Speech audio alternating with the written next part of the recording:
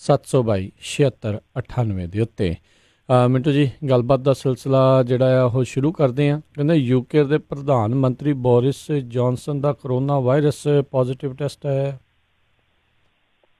ਬਿਲਕੁਲ, ਹੁਣ ਤੇ ਸਾਰੇ ਸੰਸਾਰ ਦੇ ਵਿੱਚ ਇੱਕੋ ਜਿਹੀ ਤਰਾਈ ਆ, ਮਤਲਬ ਕਿ ਇੱਕੋ ਜਿਹਾ ਹੀ ਜਕੜੇ 'ਚ ਲੈ ਲਿਆ ਸਭ ਨੂੰ। ਹੁਣ ਜਦੋਂ ਏਡੀਆਂ ਵੱਡੀਆਂ ਹਸਤੀਆਂ ਇਸ ਪ੍ਰਕੋਪ ਦੇ ਰੱਦ 'ਚ ਆਉਂਦੀਆਂ ਪਈਆਂ ਤਾਂ ਇਸ ਤੋਂ ਸਾਫ਼ ਪਤਾ ਲੱਗ ਜਾਂਦਾ ਹੈ ਕਿ ਇਹ ਮਾਮਲਾ ਜਿਹੜਾ ਉਹ ਬਹੁਤ ਅੱਗੇ ਵੱਧ ਚੁੱਕਿਆ ਵਾ।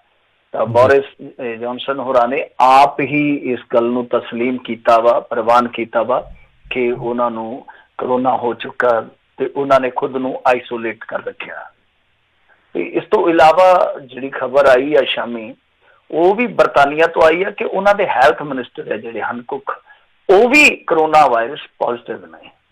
ਤਾਂ ਮਤਲਬ ਕਿ ਦੋ ਵੱਡੀਆਂ ਹਸਤੀਆਂ, ਕੱਲ ਆਪਾਂ ਮੇਰੇ ਖਿਆਲ ਦੇ ਨਾਲ ਕਮਲ ਖਹਿਰਾ ਦੀ ਗੱਲ ਕੀਤੀ ਸੀਗੀ, ਤਾਂ ਬਹੁਤ ਵੱਡੀਆਂ ਵੱਡੀਆਂ ਹਸਤੀਆਂ ਇਸ ਲਪੇਟੇ 'ਚ ਆਉਣ ਡਈਆਂ ਨੇ।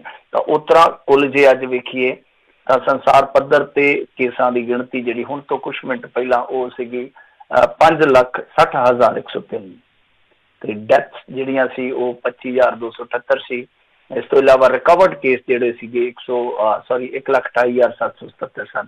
ਤਾਂ ਕਹਿੰਦਾ ਭਾਵ ਇਹ ਹੋਇਆ ਕਿ ਪੂਰੇ ਸੰਸਾਰ ਦੇ ਵਿੱਚ ਜਿਹੜੀ ਇਹ ਅੰਕੜੇਬਾਜ਼ੀ ਚੱਲਦੀ ਪਈ ਆ ਇਸ ਬਿਮਾਰੀ ਨੂੰ ਲੈ ਕੇ, ਉਹ ਲਗਾਤਾਰ ਵੱਧ ਰਹੀ ਆ ਔਰ ਇਸ ਰੱਦ ਦੇ ਵਿੱਚ ਬਹੁਤ ਵੱਡੇ ਵੱਡੇ ਨਾਮਚੀਨ ਲੋਕ ਵੀ ਜਿਹੜੇ ਆ ਉਹ ਆਉਂਦੇ ਪਏ ਆ। ਨਿਊਯਾਰਕ ਟਾਈਮਸ ਦੀ ਰਿਪੋਰਟ ਮੈਂ ਪੜ੍ਹਦਾ ਪਿਆ ਸੀਗਾ, ਉਹਦੇ 'ਚ ਉਹਨਾਂ ਨੇ ਦੱਸਿਆ ਸੀਗਾ ਕਿ ਇਸ ਵੇਲੇ ਚਾਈਨਾ ਨੂੰ ਕੱਟ ਗਿਆ ਅਮਰੀਕਾ ਕੇਸਿਸ ਦੇ ਮਾਮਲੇ 'ਚ। ਉਸ ਟਾਈਮ 81,321 ਹੋ ਚੁੱਕੇ ਸਨ, ਮਤਲਬ ਕਿ ਉਹਨਾਂ ਤੋਂ 150 ਵੱਧ ਗਏ ਸੀਗੇ ਚਾਈਨਾ ਵਾਲਿਆਂ ਤੋਂ। ਤਾਂ ਇਹ ਅਮਰੀਕਾ ਦੇ ਵਿੱਚ ਤੁਹਾਨੂੰ ਪਤਾ ਹੀ ਆ ਕਿ ਕਿਸ ਤਰ੍ਹਾਂ ਦਾ ਪ੍ਰਕੋਪ ਹੁਣ ਵਧਿਆ। ਉਹ ਤੁਸੀਂ ਆਪਣੀ ਦੱਸੋਗੇ ਤਫਸੀਲ ਜਦ ਤੁਹਾਡੀ ਵਾਰੀ ਆਈ। ਤਾਂ ਇਸ ਵੇਲੇ ਕਰੋਨਾ ਵਾਇਰਸ ਤੇ ਅਮਰੀਕੀ ਰਾਸ਼ਟਰਪਤੀ ਤੇ ਚੀਨੀ ਰਾਸ਼ਟਰਪਤੀ ਵਿਚਕਾਰ ਹੋਈ ਗੱਲਬਾਤ ਜਿਹੜੀ ਆ ਉਹ ਵੀ ਚਰਚਾ ਦੇ ਵਿੱਚ ਆ ਕਿ ਦੋਵੇਂ ਮੁਲਕ ਜਿਹੜੇ ਆ ਪਹਿਲਾਂ ਤੇ ਲੜਦੇ ਰਹੇ ਕਿ ਤੇਰਾ ਵਾਇਰਸ ਮੇਰਾ ਵਾਇਰਸ, ਜਿਵੇਂ ਉਹ ਫਿਲਮ ਸੀ ਨਾ ਇਹ ਤੇਰਾ ਘਰ ਇਹ ਮੇਰਾ ਘਰ, ਤਾਂ ਉਵੇਂ ਲੜਦੇ ਰਹੇ ਆ। ਤਾਂ ਹੁਣ ਆਪਸੀ ਕਹਿੰਦੇ ਕਿ ਤਾਲਮੇਲ ਬਿਠਾਉਣ ਦਾ ਵੀ ਯਤਨ ਕਰ ਰਹੇ ਆ। ਤਾਂ ਉਧਰ ਨਿਊਜ਼ੀਲੈਂਡ ਦੇ ਵਿੱਚ ਕਰੋਨਾ ਵਾਇਰਸ ਕੇਸਾਂ ਦੀ ਗਿਣਤੀ ਜਿਹੜੀ ਉਹ 368 ਹੋਈ ਆ। ਉੱਥੇ ਵੀ ਆਪਣੇ ਪੰਜਾਬੀ ਮੁੰਡੇ ਖਾਸੇ ਆ, ਤੁਹਾਨੂੰ ਪਤਾ। ਆਸਟ੍ਰੇਲੀਆ ਦੇ ਵਿੱਚ ਵੀ ਤਾਦਾਦ ਜਿਹੜੀ ਆ ਲਗਾਤਾਰ ਵੱਧ ਰਹੀ ਆ। ਤਾਂ ਉੱਥੇ ਵੀ ਆਪਣੇ ਕਾਫੀ ਬੱਚੇ ਗਏ ਆ, ਖਾਸ ਤੌਰ ਤੇ ਇਹਨਾਂ 10-15 ਸਾਲਾਂ 'ਚ ਜੇ ਦੇਖੀਏ ਤੇ। ਤਾਂ ਇਹਦਾ ਮਤਲਬ ਹੈ ਕਿ ਉੱਥੇ ਉਹਨਾਂ ਦੇ ਵੀ ਕੰਮ ਕਾਰ ਪ੍ਰਭਾਵਿਤ ਹੋਣੇ ਸ਼ੁਰੂ ਹੋਏ ਹੋਣਗੇ, ਕਿਉਂਕਿ ਇੰਪੈਕਟ ਤੇ ਦੇਖੋ ਸਾਰੀ ਦੁਨੀਆ ਤੇ ਹੀ ਪੈ ਰਿਹਾ ਸੀ ਇਸਦਾ। ਜੇ ਆਪਾਂ ਆਰਥਿਕ ਲਿਹਾਜ਼ ਨਾਲ ਵੇਖੀਏ ਤਾਂ ਹਾਲੇ ਪੈਣਾ ਉਹ ਬਾਕੀ ਆ, ਪਰ ਜਿੰਨਾ ਕੁ ਪੈ ਰਿਹਾ ਉਹ ਸਮੁੱਚੇ ਸੰਸਾਰ ਤੇ ਹੀ ਪੈ ਰਿਹਾ। ਵੈਸੇ ਅੱਜ ਭਾਰਤ ਵਾਸਤੇ ਇੱਕ ਬਹੁਤ, ਮੈਂ ਕਹੂੰਗਾ ਆਰਥਿਕ ਲਿਹਾਜ਼ ਨਾਲ ਦੇਖੀਏ ਤਾਂ ਬਹੁਤ ਸੈਡ ਨਿਊਜ਼ ਆਈ ਆ। ਮੋਡੀਜ਼ ਨੇ ਜਿਹੜਾ ਅੰਦਾਜ਼ਾ ਸੀਗਾ ਇਹਨਾਂ ਦਾ ਜੋ ਚੱਲਦਾ ਪਿਆ ਸਾਲ, ਉਹਦਾ ਜਿਹੜਾ GDP ਗਰੋਥ ਦਾ ਅੰਦਾਜ਼ਾ ਸੀ ਉਹ ਘਟਾ ਕੇ 2.5 ਕਰ ਦਿੱਤਾ। ਮਤਲਬ ਗਰੋਥ ਰੇਟ ਜਿਹੜੀ ਆ 2.5 ਕਰ ਦਿੱਤੀ ਗਈ 5.3 ਤੋਂ। ਤਾਂ ਇਹ ਤੁਸੀਂ ਆਪ ਹੀ ਅੰਦਾਜ਼ਾ ਲਾ ਲਓ ਕਿ ਇੰਡੀਆ ਵਾਸਤੇ ਕਿੱਡਾ ਵੱਡਾ ਖਤਰਨਾਕ ਸੰਕੇਤ ਹੈ ਕਿ ਆਉਣ ਵਾਲੇ ਸਮੇਂ 'ਚ ਕੀ ਹੋਏਗਾ। ਤਾਂ ਕਿੱਥੋਂ ਚੱਲਿਆ ਇੰਡੀਆ ਆਪਣੇ ਸਾਹਮਣੇ ਸੀ। ਮੋਦੀ ਸਾਹਿਬ ਦੀ ਉਦੋਂ ਸਰਕਾਰ ਚੱਲਦੀ ਪਈ ਸੀ ਜਦੋਂ ਤਕਰੀਬਨ 7 ਤੇ ਸਨ। ਤਾਂ ਵੇਖ ਲਓ ਦਿਨਾਂ ਦੇ ਵਿੱਚ ਹੀ ਹੁਣ ਨੋਟਬੰਦੀ ਵੈਸੇ ਚੇਤੇ ਆਉਂਦੀ ਹੋਣੀ ਹੈ, GST ਚੇਤੇ ਆਉਂਦੀ ਹੋਣੀ ਆ ਕਿ ਜੇ ਉਹੀ ਬਚਾ ਕੇ ਰੱਖਿਆ ਹੁੰਦਾ ਤਾਂ ਇੰਨਾ ਨੁਕਸਾਨ ਨਾ ਹੁੰਦਾ। ਤਾਂ ਇੰਡੀਆ ਵਾਸਤੇ ਇਹ ਬਹੁਤ ਵੱਡਾ ਝਟਕਾ। ਖੈਰ ਉਧਰ ਸੰਸਾਰ ਪੱਧਰ ਤੇ ਇੱਕ ਚੀਜ਼ ਹੋਰ ਵੇਖੀਏ ਤਾਂ ਹਾਲੀਵੁੱਡ ਸੁਪਰਸਟਾਰ ਮਾਰਕ ਬਲਮ ਦਾ ਵੀ ਦੇਹਾਂਤ ਹੋ ਗਿਆ ਇਸ ਬਿਮਾਰੀ ਕਰਕੇ। ਤਾਂ ਖੈਰ ਇੰਡੀਆ 'ਚੋਂ ਇੱਕ ਵੱਡੀ ਖਬਰ ਇਹ ਆ ਰਹੀ ਆ ਕਿ ਫੌਜ ਜਿਹੜੀ ਆ ਉਹ ਆਪਰੇਸ਼ਨ ਨਮਸਤੇ ਵਾਸਤੇ ਤਿਆਰ ਕੀਤੀ ਜਾ ਰਹੀ ਆ। ਆਪਰੇਸ਼ਨ ਨਮਸਤੇ ਭਾਵ ਤੁਹਾਨੂੰ ਪਤਾ ਹੀ ਆ ਕਰੋਨਾ ਵਾਲੀ ਲੜਾਈ। ਤਾਂ ਇਹਦੇ ਵਾਸਤੇ ਫੌਜ ਜਿਹੜੀ ਆ ਉਹ ਸਟੈਂਡ ਬਾਈ ਰੱਖੀ ਗਈ ਆ ਕਿ ਤਿਆਰੀ ਖਿੱਚ ਕੇ ਰੱਖੋ। ਔਰ ਇਹਦੀ ਜਾਣਕਾਰੀ ਆ ਜਿਹੜੀ ਕਿਸੇ ਹੋਰ ਨੇ ਨਹੀਂ, ਫੌਜ ਮੁਖੀ ਨੇ ਦਿੱਤੀ ਆ, ਸੰਕੇਤ ਦਿੱਤੇ ਆ। ਤਾਂ ਕਿਸੇ ਵੇਲੇ ਵੀ ਫੌਜ ਜਿਹੜੀ ਆ ਡਿਪਲੋਇਡ ਕੀਤੀ ਜਾ ਸਕਦੀ ਆ ਖਾਸ ਇਲਾਕਿਆਂ 'ਚ, ਖਾਸ ਤੌਰ ਤੇ। ਵੈਸੇ ਅੱਜ ਜੇ ਵੇਖੀਏ ਆਪਾਂ ਗੁਆਂਢੀ ਸੂਬਾ ਜਿਹੜਾ ਸਾਡਾ ਹਰਿਆਣਾ, ਉਹਦੇ ਵਿੱਚੋਂ ਵੀ ਕਰੋਨਾ ਵਾਇਰਸ ਦੇ 19 ਕੇਸ ਜਿਹੜੇ ਆ ਉਹ ਸਾਹਮਣੇ ਆਏ ਆ। 19 ਕੇਸ ਜਿਹੜੇ ਪਤਾ ਨਹੀਂ ਹੁਣ ਟੋਟਲ ਹੈ ਕਿਉਂਕਿ ਫਿਗਰ ਇਸ ਤਰ੍ਹਾਂ ਨਹੀਂ ਲਿਖਿਆ ਗਿਆ। 19 ਕੇਸ ਸਾਹਮਣੇ ਆਏ ਹਰਿਆਣੇ 'ਚ, ਪਤਾ ਨਹੀਂ ਓਵਰਆਲ ਜਾਂ ਅੱਜ ਦੇ ਦਿਨ ਦੇ ਆਏ, ਇਹਦੀ ਮੈਨੂੰ ਪੁਸ਼ਟੀ ਨਹੀਂ ਥੋੜ੍ਹੀ ਕਰਨੀ ਪੈਣੀ ਕਿਉਂਕਿ ਇਹ ਪੁਸ਼ਟੀ ਕਰਨੀ ਔਖੀ ਹਾਲੇ। ਬਹਰਹਾਲ ਜਿਹੜੇ ਹੈਗੇ ਆ ਕੋਲਮ ਦੇ ਕਲੈਕਟਰ ਯਾਨੀ ਕਰਨਾਟਕ ਦੇ, ਉਹਨਾਂ ਨੇ ਅੱਜ ਇੱਕ ਬਹੁਤ ਵੱਡਾ ਖੁਲਾਸਾ ਕੀਤਾ। ਉਹ ਕਹਿੰਦੇ ਕਿ ਜਿਹੜੇ ਇਹਨਾਂ ਦੇ ਬੰਗਲੌਰ ਦੇ ਹੀ ਸ਼ਾਇਦ ਡਿਪਟੀ ਕਲੈਕਟਰ ਸਨ, ਉਹ ਬਾਹਰੋਂ ਆਏ ਸਨ, ਕਿਤੇ ਯਾਤਰਾ ਤੋਂ ਆਏ ਸਨ, ਪਤੀ ਪਤਨੀ, ਉਹਨਾਂ ਨੂੰ ਬੰਗਲੌਰ ਦੇ ਵਿੱਚ ਆਈਸੋਲੇਟ ਕੀਤਾ ਗਿਆ ਸੀ, ਜਦ ਕਿ ਉਹ ਸਾਜ ਉੱਠੇ ਆ ਬਿਸਤਰੇ ਤੋਂ ਬਿਨਾਂ ਦੱਸੇ ਹੀ ਉਹਨਾਂ ਨੇ ਗੱਡੀ ਜਿਹੜੀ ਆ ਉਹ ਦੱਸਦੇ ਕਿ ਕਿਸੇ ਹੋਰ ਰਾਜ ਨੂੰ ਖਿੱਚ ਦਿੱਤੀ ਆ। ਇੱਥੇ ਕੀ ਕਰੋਗੇ ਤੁਸੀਂ? ਲੋਕਾਂ ਨੂੰ ਤਾੜਿਆ ਹੋਇਆ ਤਾਂ ਜਿਹੜੇ ਇਹਨਾਂ ਦੇ ਸਾਹਿਬ ਲੋਕ ਆ, ਬਾਬੂ ਲੋਕ ਆ, ਉਹ ਇਸ ਤਰ੍ਹਾਂ ਦੀਆਂ ਹਰਕਤਾਂ ਕਰ ਰਹੇ ਆ। ਤਾਂ ਉਧਰ ਜੁਮੇ ਦੀ ਨਮਾਜ਼ ਅਦਾ ਕਰਨ ਗਏ ਕੁਛ ਨਮਾਜ਼ੀਆਂ ਤੇ ਅੱਜ ਕੇਸ ਦਰਜ ਹੋਇਆ, ਕਿਉਂਕਿ ਪਹਿਲਾਂ ਹੀ ਵੈਸੇ ਇਹਨਾਂ ਦੇ ਮੌਲਾਨੇ ਜਿਹੜੇ ਸੀਗੇ ਜਾਂ ਇਹਨਾਂ ਦੇ ਜਿਹੜੇ ਮੌਜ਼ਜ਼ ਲੋਕ ਆ ਮੁਸਲਮਾਨ ਭਾਈਚਾਰੇ ਦੇ, ਉਹਨਾਂ ਨੇ ਪਹਿਲਾਂ ਹੀ ਕਹਿ ਦਿੱਤਾ ਸੀਗਾ ਕਿ ਨਮਾਜ਼ ਜਿਹੜੀ ਹੈ ਉਹ ਤੁਸੀਂ ਭਾਈ ਘਰੇ ਹੀ ਅਦਾ ਕਰ ਲਓ, ਜਿਹੜੀ ਅਜ਼ਾਨ ਆ ਉਹ ਉੱਥੇ ਚਲੋ ਮਸੀਤਾਂ 'ਚ ਹੋ ਜਾਏਗੀ। ਤਾਂ ਇਹ ਨਹੀਂ ਮੰਨੇ, ਇਕੱਠ ਕਰ ਲਿਆ। ਤਾਂ ਫਿਰ ਤੁਹਾਨੂੰ ਪਤਾ ਹੀ ਆ ਕਿ ਜਿਸ ਤਰ੍ਹਾਂ ਪੁਲਿਸ ਚੱਲਦੀ ਪਈ ਅੱਜ ਕੱਲ੍ਹ, ਤਾਂ ਉਹਨਾਂ ਨੇ ਇੱਕ ਅੱਧੀ ਥਾਂ ਤੇ ਲਾਠੀਚਾਰਜ ਵੀ ਹਲਕਾ ਕੀਤਾ ਔਰ ਇਸ ਤੋਂ ਇਲਾਵਾ ਮਾਮਲੇ ਵੀ ਦਰਜ ਕੀਤੇ ਗਏ। ਹੁਣ ਕਿੰਨੇ ਕੁੱਲ ਮਾਮਲੇ ਦਰਜ ਹੋਏ ਆ ਉਹ ਆਪਾਂ ਨੂੰ ਸਵੇਰ ਤੱਕ ਅਖਬਾਰਾਂ ਦਾ ਇੰਤਜ਼ਾਰ ਕਰਨਾ ਪਏਗਾ। ਤਾਂ ਵੈਸੇ 30 ਦੇ ਕਰੀਬ ਤਾਂ ਮੈਨੂੰ ਲੱਗਦਾ ਕਿ ਮਾਮਲੇ ਜਿਹੜੇ ਉਹ ਘੱਟੋ ਘੱਟ ਹੋਏ ਆ। ਤੇ ਉਧਰ ਹਰਿਆਣਾ ਸਰਕਾਰ ਨੇ ਇੱਕ ਵੱਡਾ ਸਟੈਪ ਲਿਆ ਇਸ ਮਾਮਲੇ 'ਚ, ਉਹਨਾਂ ਨੇ ਸ਼ਰਾਬ ਦੇ ਠੇਕੇ ਬੰਦ ਕਰ ਦਿੱਤੇ ਆ।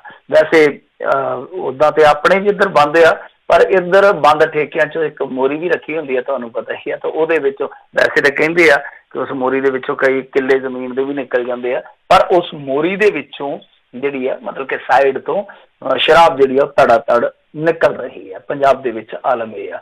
ਤਾਂ ਖੈਰ ਪੰਜਾਬ ਵੱਲ ਹੀ ਪਰਤਦੇ ਆ, ਪੰਜਾਬ ਦੇ ਵਿੱਚ ਕੀ ਹੋ ਰਿਹਾ।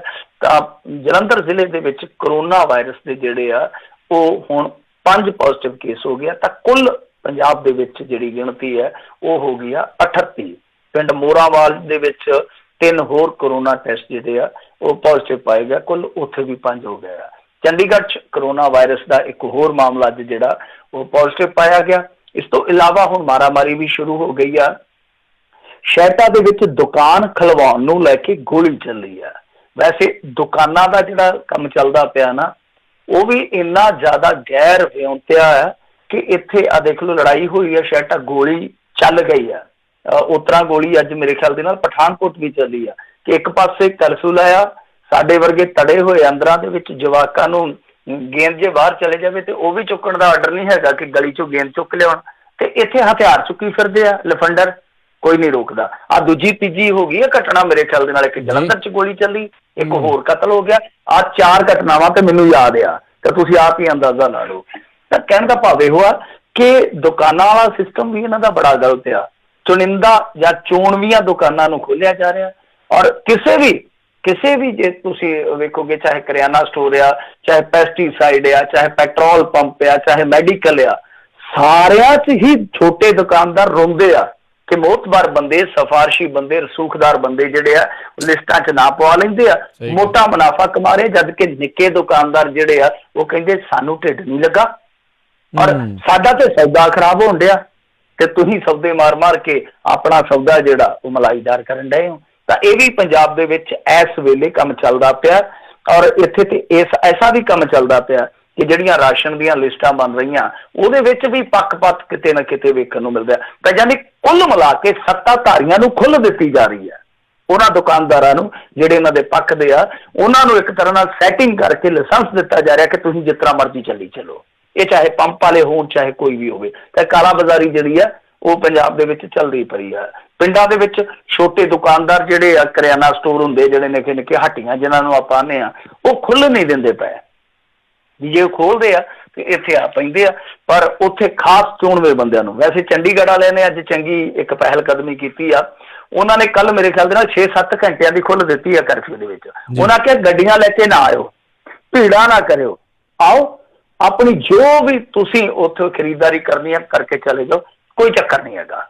ਤਾਂ ਇਸ ਤਰ੍ਹਾਂ ਦਾ ਹੋਣਾ ਚਾਹੀਦਾ, ਕਿਉਂਕਿ ਜਿੰਨੀਆਂ ਦੁਕਾਨਾਂ ਸੀਮਤ ਹੋਣਗੀਆਂ ਭੀੜ ਉਨੀ ਹੀ ਜ਼ਿਆਦਾ ਵਧੇਗੀ। ਤੁਸੀਂ ਦੁਕਾਨਾਂ ਸਾਰੀਆਂ ਖਲਵਾਓ, ਪਰ ਇਹ ਕਰ ਦਿਓ ਕਿ ਵਾਰਡ ਜਾਂ ਮੁਹੱਲੇ ਤੋਂ ਬਾਹਰ ਨਹੀਂ ਜਾਣਾ, ਜਾਂ ਸੈਕਟਰ ਤੋਂ ਤੁਸੀਂ ਬਾਹਰ ਨਹੀਂ ਜਾਣਾ। ਆਪੋ ਆਪਣੇ ਸੈਕਟਰ ਦੀ ਮਾਰਕੀਟ ਜਾਂ ਆਪੋ ਆਪਣੇ ਵਾਰਡ ਦੀ ਜੋ ਤੁਹਾਡੀ ਦੁਕਾਨ ਹੈ, ਮੁਹੱਲੇ ਦੀ ਦੁਕਾਨ ਹੈ, ਉੱਥੋਂ ਖਰੀਦੋ, ਗੱਲ ਖਤਮ ਹੈ।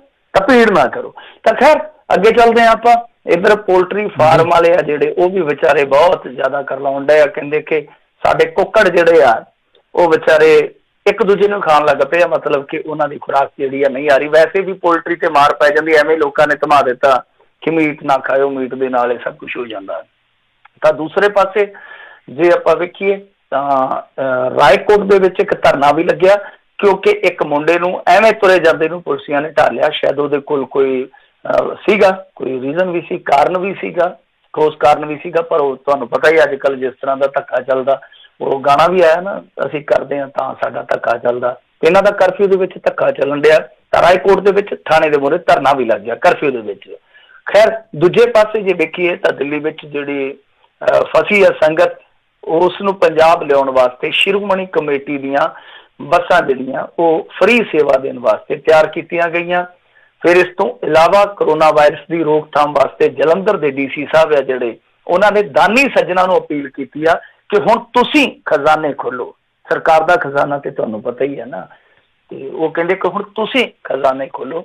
ਤਾਂ ਦੂਸਰੇ ਪਾਸੇ ਪੁਲਿਸ ਜਿਹੜੀ ਹੈ, ਖਾਸ ਤੌਰ ਤੇ ਕੰਟਰੋਲ ਰੂਮ ਵਾਲੇ, ਉਹ ਇਸ ਗੱਲ ਤੋਂ ਬਹੁਤ ਜ਼ਿਆਦਾ ਦੁਖੀ ਹੋਏ ਪਏ ਆ। ਕਹਿੰਦੇ ਕਿ ਵਿਹਲੇ ਲੋਕ ਜਿਹੜੇ ਖਾਸ ਤੌਰ ਤੇ ਮੰਡੀਰ ਆ, ਉਹ ਘਰਾਂ 'ਚ ਟਿਕਦੀ ਨਹੀਂ, ਉਹ ਸਾਡੇ ਕੰਟਰੋਲ ਰੂਮ 'ਚ ਐਵੇਂ ਝੂਠੀਆਂ ਹੀ ਗੱਲਾਂ ਕਰ ਦਿੰਦੇ ਆ। ਕਈ ਵਾਰ ਤੇ ਇਹ ਕਹਿ ਦਿੰਦੇ ਕਿ ਸਾਡਾ ਸਿਲੰਡਰ ਖਤਮ ਹੋ ਗਿਆ, ਅਸੀਂ ਹੁਣ ਕੀ ਕਰੀਏ। ਕਦੇ ਕਹਿ ਦਿੰਦੇ ਆ ਕਿ ਸਾਡੇ ਟਰੈਕਟਰ ਦੇ ਵਿੱਚ ਤੇਲ ਹੈ ਨਹੀਂਗਾ, ਅਸੀਂ ਕੀ ਕਰੀਏ। ਕਦੇ ਕਹਿ ਦਿੰਦੇ ਆ ਇੱਥੇ ਲੜਾਈ ਹੋ ਗਈ ਆ, ਡਾਂਗਾ ਚੱਲ ਪਈਆਂ, ਕਿਰਪਾਨਾਂ ਚੱਲ ਪਈਆਂ, ਅਸੀਂ ਕੀ ਕਰੀਏ। ਤਾਂ ਉਹ ਵੀ ਕੰਮ ਚੱਲ ਹੀ ਜਾਂਦਾ ਨਾਲ ਦੀ ਨਾਲ।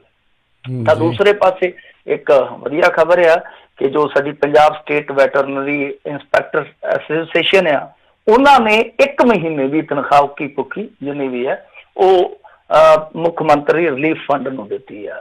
ਤਾਂ ਦੂਸਰੇ ਪਾਸੇ ਪਟਨਾ ਸਾਹਿਬ ਅਤੇ ਹਜ਼ੂਰ ਸਾਹਿਬ ਗਏ ਸ਼ਰਧਾਲੂਆਂ ਨੂੰ ਵਾਪਸ ਲਿਆਉਣ ਲਈ ਪਰਮਿਟ ਕੇਂਦਰ ਜਾਰੀ ਕਰੇ, ਇਹ ਮੰਗ ਕੀਤੀ ਹੈ ਗੁਰਜੀਤ ਸਿੰਘ ਔਜਲਾ ਨੇ। ਔਰ ਸਿੱਧੂ ਸਾਹਿਬ ਵੀ ਅਖੀਰ ਕਰੋਨਾ ਦੇ ਮਾਮਲੇ 'ਚ ਅੱਜ ਬੋਲੇ ਆ।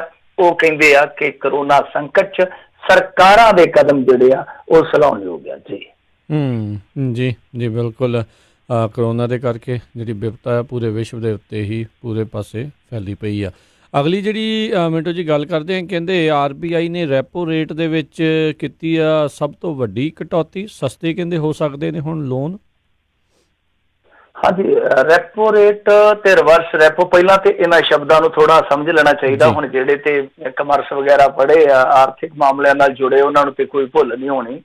ਅਸਲ ਦੇ ਵਿੱਚ ਕੀ ਆ ਕਿ ਜਿਸ ਤਰ੍ਹਾਂ ਕਿਸੇ ਵੀ ਬੰਦੇ ਨੇ ਕੋਈ ਬੈਂਕ ਸ਼ੁਰੂ ਕਰਨਾ ਹੋਵੇ, ਪਰ ਆਪਣੇ ਅਰਗੇ ਤੇ ਨਹੀਂ ਨਾ ਕਰ ਸਕਦੇ, ਚਲੋ ਕਿਸੇ ਨੇ ਕਰਨਾ ਹੋਵੇ, ਤਾਂ ਹੁੰਦਾ ਕੀ ਆ ਕਿ ਜੇ RBI ਤੋਂ ਲੋਨ ਲੈਂਦਾ ਤਾਂ ਜਿਹੜੀ ਉਹ ਦਰ ਹੁੰਦੀ ਹੈ ਲੋਨ ਦੀ, ਵਿਆਜ ਦੀ ਦਰ, ਉਹਨੂੰ ਕਹਿ ਦਿੰਦੇ ਆਪਾਂ ਰੈਪੋ ਰੇਟ। ਤੇ ਅੱਗੇ ਜਾ ਕੇ ਜਦ ਉਹੀ ਬੈਂਕ, ਮੰਨ ਲਓ ਸਪੋਜ਼ ਕਰ ਲਓ ਇੱਕ ਬੈਂਕ ਹੈ, ਉਹ ਮੁੜ ਕੇ ਐਸਟੈਬਲਿਸ਼ ਹੋ ਗਿਆ, ਫਿਰ ਉਹਦੀ ਡਿਵੈਲਪਿੰਗ ਹੋ ਗਈ, ਫਿਰ ਚਲੋ ਮੁਨਾਫੇ 'ਚ ਆ ਗਿਆ, ਤਾਂ ਹੁਣ ਉਹਨੇ ਆਪਣਾ ਪੈਸਾ ਜਿਹੜਾ ਅੱਗੇ ਵਿਆਜ ਤੇ ਦਿੱਤਾ RBI ਨੂੰ, ਤਾਂ ਜਿਹੜਾ ਉਹ ਵਿਆਜ ਦਰ ਹੋਏਗਾ ਉਹ ਕੀ ਹੋਏਗਾ, ਰਿਵਰਸ ਰੈਪੋ ਰੇਟ। ਸੋ ਇਹ ਦੋ ਸ਼ਬਦ ਜਿਹੜੇ ਆ, ਜਿਨ੍ਹਾਂ ਨੂੰ ਮੇਰੇ ਵਰਗਿਆਂ ਨੂੰ ਨਹੀਂ ਪਤਾ, ਉਹਨਾਂ ਨੂੰ ਪਤਾ ਲੱਗ ਜਾਣਾ ਚਾਹੀਦਾ, ਕਿਉਂਕਿ ਇਹ ਸ਼ਬਦ ਵਾਰ-ਵਾਰ ਸ਼ਾਇਦ ਆਉਣ ਵਾਲੇ ਸਮੇਂ 'ਚ ਇਸਤੇਮਾਲ ਹੋਣਗੇ। ਤਾਂ ਬਹਰਹਾਲ ਇਹਨਾਂ ਨੇ ਕਟੌਤੀ ਕੀਤੀ ਹੈ ਰੈਪੋ ਰੇਟ ਦੇ ਵਿੱਚ, ਤੇ ਇਹ ਹੋ ਗਈ ਆ 5.15 ਤੋਂ ਘੱਟ ਕੇ 4.45। ਤਾਂ ਇਹ ਕਾਫੀ ਵੱਡੀ ਕਟੌਤੀ ਸਮਝੀ ਜਾ ਸਕਦੀ ਆ। ਤਾਂ ਹੁਣ ਇਹਦਾ ਫਾਇਦਾ ਜਿਹੜਾ ਉਹ ਅੱਗੇ ਚੱਲ ਕੇ ਹੋ ਸਕਦਾ, ਜਿਸ ਤਰ੍ਹਾਂ ਲਾ ਲਓ ਕਿ ਹੋਮ ਲੋਨ ਹੁੰਦੇ ਆ, ਕਾਰ ਲੋਨ ਹੁੰਦੇ, ਜਾਂ ਕਈ ਹੋਰ ਪ੍ਰਕਾਰ ਦੇ ਲੋਨ ਜਿਹੜੇ ਲਏ ਹੁੰਦੇ ਆ, ਤਾਂ ਉਹਨਾਂ ਨੂੰ ਫਾਇਦਾ ਹੋਏਗਾ। EMI ਜਿਹੜੀ ਆ ਉਹ ਥੋੜੀ ਘੱਟ ਜਾਏਗੀ, ਥੋੜਾ ਜਿਹਾ ਭਾਰ ਹੌਲਾ ਹੋਏਗਾ।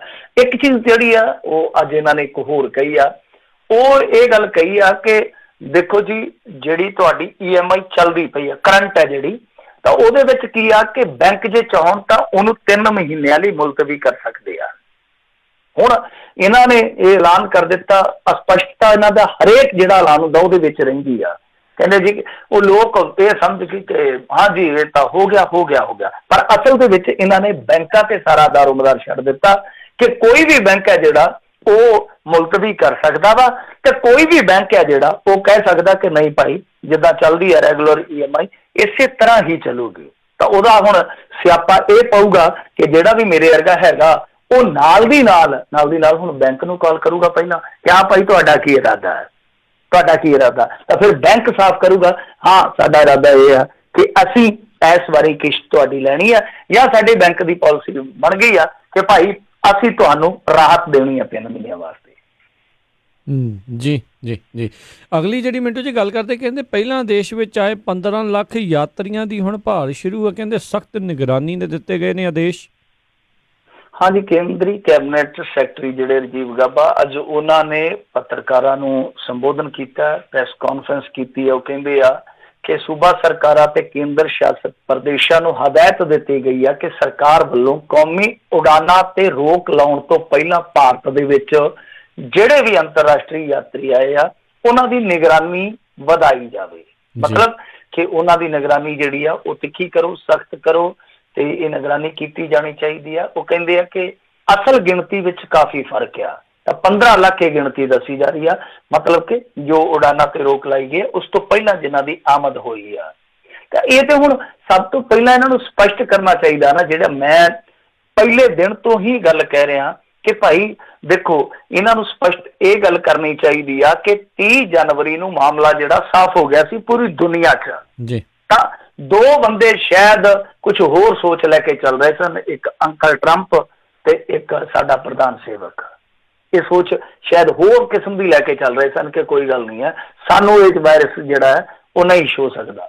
ਤਾਂ ਜਦੋਂ ਕਹਾਣੀ ਖਿਲਰ ਗਈ ਤਾਂ ਕਹਿਣ ਦਾ ਮਤਲਬ ਇਹੋ ਆ ਕਿ ਸਭ ਤੋਂ ਪਹਿਲਾਂ ਤੇ ਇਹਨਾਂ ਨੂੰ ਦੇਸ਼ ਨੂੰ ਜਵਾਬ ਦੇਣਾ ਚਾਹੀਦਾ ਕਿ ਜਦੋਂ WHO ਨੇ ਬਹੁਤ ਸਮਾਂ ਪਹਿਲਾਂ, ਕਈ ਹਫ਼ਤੇ ਪਹਿਲਾਂ ਮਹਾਮਾਰੀ ਐਲਾਨ ਦਿੱਤੀ, ਬਹੁਤ ਸਾਰੇ ਦੇਸ਼ ਜਿਹੜੇ ਤਰਸਤ ਹੋ ਚੁੱਕੇ ਸਨ, ਤਾਂ ਤੁਸੀਂ ਇਹ ਕੰਮ ਕਿਉਂ ਨਹੀਂ ਕੀਤਾ ਜਿਹੜਾ ਅੱਜ ਕਰ ਰਹੇ ਹੋ?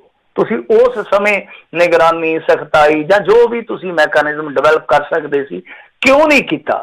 ਅੱਜ ਤੁਸੀਂ ਕੋਈ NRI ਨੂੰ ਭੰਡ ਰਿਹਾ, ਕੋਈ ਕਿਸੇ ਤੇ ਸੁੱਟਦਾ ਪਿਆ। ਪੰਜਾਬ ਵਾਲੇ ਕਹਿੰਦੇ ਆ ਕਿ ਜੀ ਦਿੱਲੀ ਤੋਂ ਸਾਰਾ ਮਾਮਲਾ ਗੜਬੜਾ ਗਿਆ।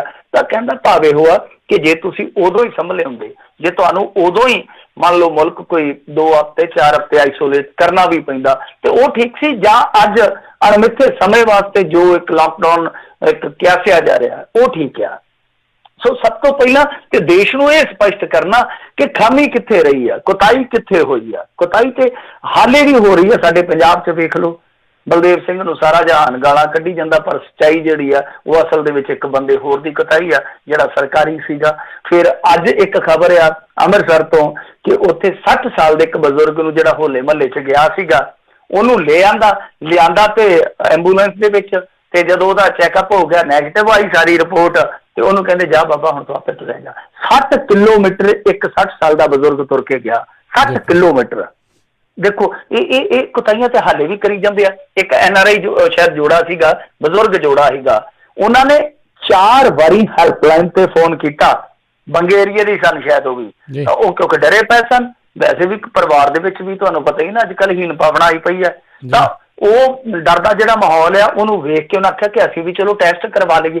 4 ਦਫਾ 4 ਮਰਤਬਾ ਉਹਨਾਂ ਨੇ ਹੈਲਪਲਾਈਨ ਤੇ ਫੋਨ ਕੀਤਾ, ਇੱਥੋਂ ਤੱਕ ਕਿ ਫਿਰ ਸਿੱਧੀ ਅਧਿਕਾਰੀ ਨਾਲ ਵੀ ਗੱਲ ਕੀਤੀ, ਕੋਈ ਆਇਆ ਹੀ ਨਹੀਂ, ਕੋਈ ਆਇਆ ਹੀ ਨਹੀਂ, ਉਹਨਾਂ ਨੂੰ ਕੋਈ ਲੈਣ ਨਹੀਂ ਆਇਆ, ਕੋਈ ਉਹਨਾਂ ਨੂੰ ਚੈੱਕਅਪ ਕਰਨ ਲਈ ਨਹੀਂ ਆਇਆ। ਸੋ ਤੁਸੀਂ ਆਪ ਹੀ ਅੰਦਾਜ਼ਾ ਲਾ ਲਓ ਕਿ ਕੁਤਾਹੀਆਂ ਤੇ ਹਾਲੇ ਵੀ ਹੋਣ ਡਈਆਂ, ਪਰ ਜਿਹੜੀ ਕੁਤਾਹੀ ਇਹਨਾਂ ਨੇ ਕੀਤੀ ਆ ਉਹਦੇ ਤੇ ਕੁਤਰਕ ਕੀਤੇ ਜਾ ਸਕਦੇ, ਕੋਈ ਠੋਸ ਤਰਕ ਨਹੀਂ ਦਿੱਤਾ ਜਾ ਸਕਦਾ। ਇੰਡੀਆ ਕੋਲ ਤੇ ਮੈਂ ਸਮਝਦਾ ਕਿ ਮੌਕਾ ਹੀ ਬੜਾ ਸ਼ਾਨਦਾਰ ਸੀਗਾ, ਬਹੁਤ ਕੁਦਰਤ ਨੇ ਸਮਾਂ ਦਿੱਤਾ ਸੀ ਇਹਨਾਂ ਨੂੰ, ਪਰ ਇਹ ਸਮਾਂ ਸੰਭਾਲ ਨਹੀਂ ਹੋਇਆ ਇਹਨਾਂ ਤੋਂ। ਜੀ ਜੀ ਬਿਲਕੁਲ, ਬਗੈਰ ਮਤਲਬ ਤੋਂ ਉਦੋਂ ਨਾ ਲਾਕਡਾਊਨ ਸੀ, ਨਾ ਉਦੋਂ ਟੈਸਟਿੰਗ ਕਰਦੇ ਸੀ, ਤੇ ਹੁਣ ਨਜਾਇਜ਼ ਜਿਹੜਾ ਭਾਂਡਾ ਆ ਲੋਕਾਂ ਦੇ ਉੱਤੇ ਭੰਨਣ ਨੂੰ ਜਿਹੜੇ ਲੋਕ ਤਿਆਰ ਬੈਠੇ ਨੇ। ਪਰ ਬੜੀ ਤਰਾਸਦੀ ਵਾਲੀ ਗੱਲ ਆ ਵੀ ਲੋਕ ਆਪਣਿਆਂ ਨੂੰ ਹੀ ਹੁਣ ਕਿਸ ਤਰੀਕੇ ਦੇ ਨਾਲ ਜਿਹੜਾ ਉਹ ਮਾੜਾ ਆਖੀ ਜਾ ਰਹੇ ਨੇ। ਅਗਲੀ ਜਿਹੜੀ ਮਿੰਟੂ ਜੀ ਗੱਲ ਕਰਦੇ, ਕਹਿੰਦੇ ਕਰੋਨਾ ਮਹਾਂਮਾਰੀ ਦੇ ਬਾਵਜੂਦ ਸਿੱਖਿਆ ਸਕੱਤਰ ਵੱਲੋਂ ਸਕੂਲਾਂ ਦੇ ਨਤੀਜੇ ਐਲਾਨਣ ਦੇ ਹੁਕਮ ਜਾਰੀ ਕਰਨਾ ਕਹਿੰਦੇ ਨਿੰਦਣਯੋਗ ਆ। ਦੇਖੋ, DTF ਨੇ ਇਹਦੀ ਨਿੰਦਿਆ ਕੀਤੀ ਹੈ, ਡੈਮੋਕ੍ਰੈਟਿਕ ਟੀਚਰਸ ਫਰੰਟ ਨੇ।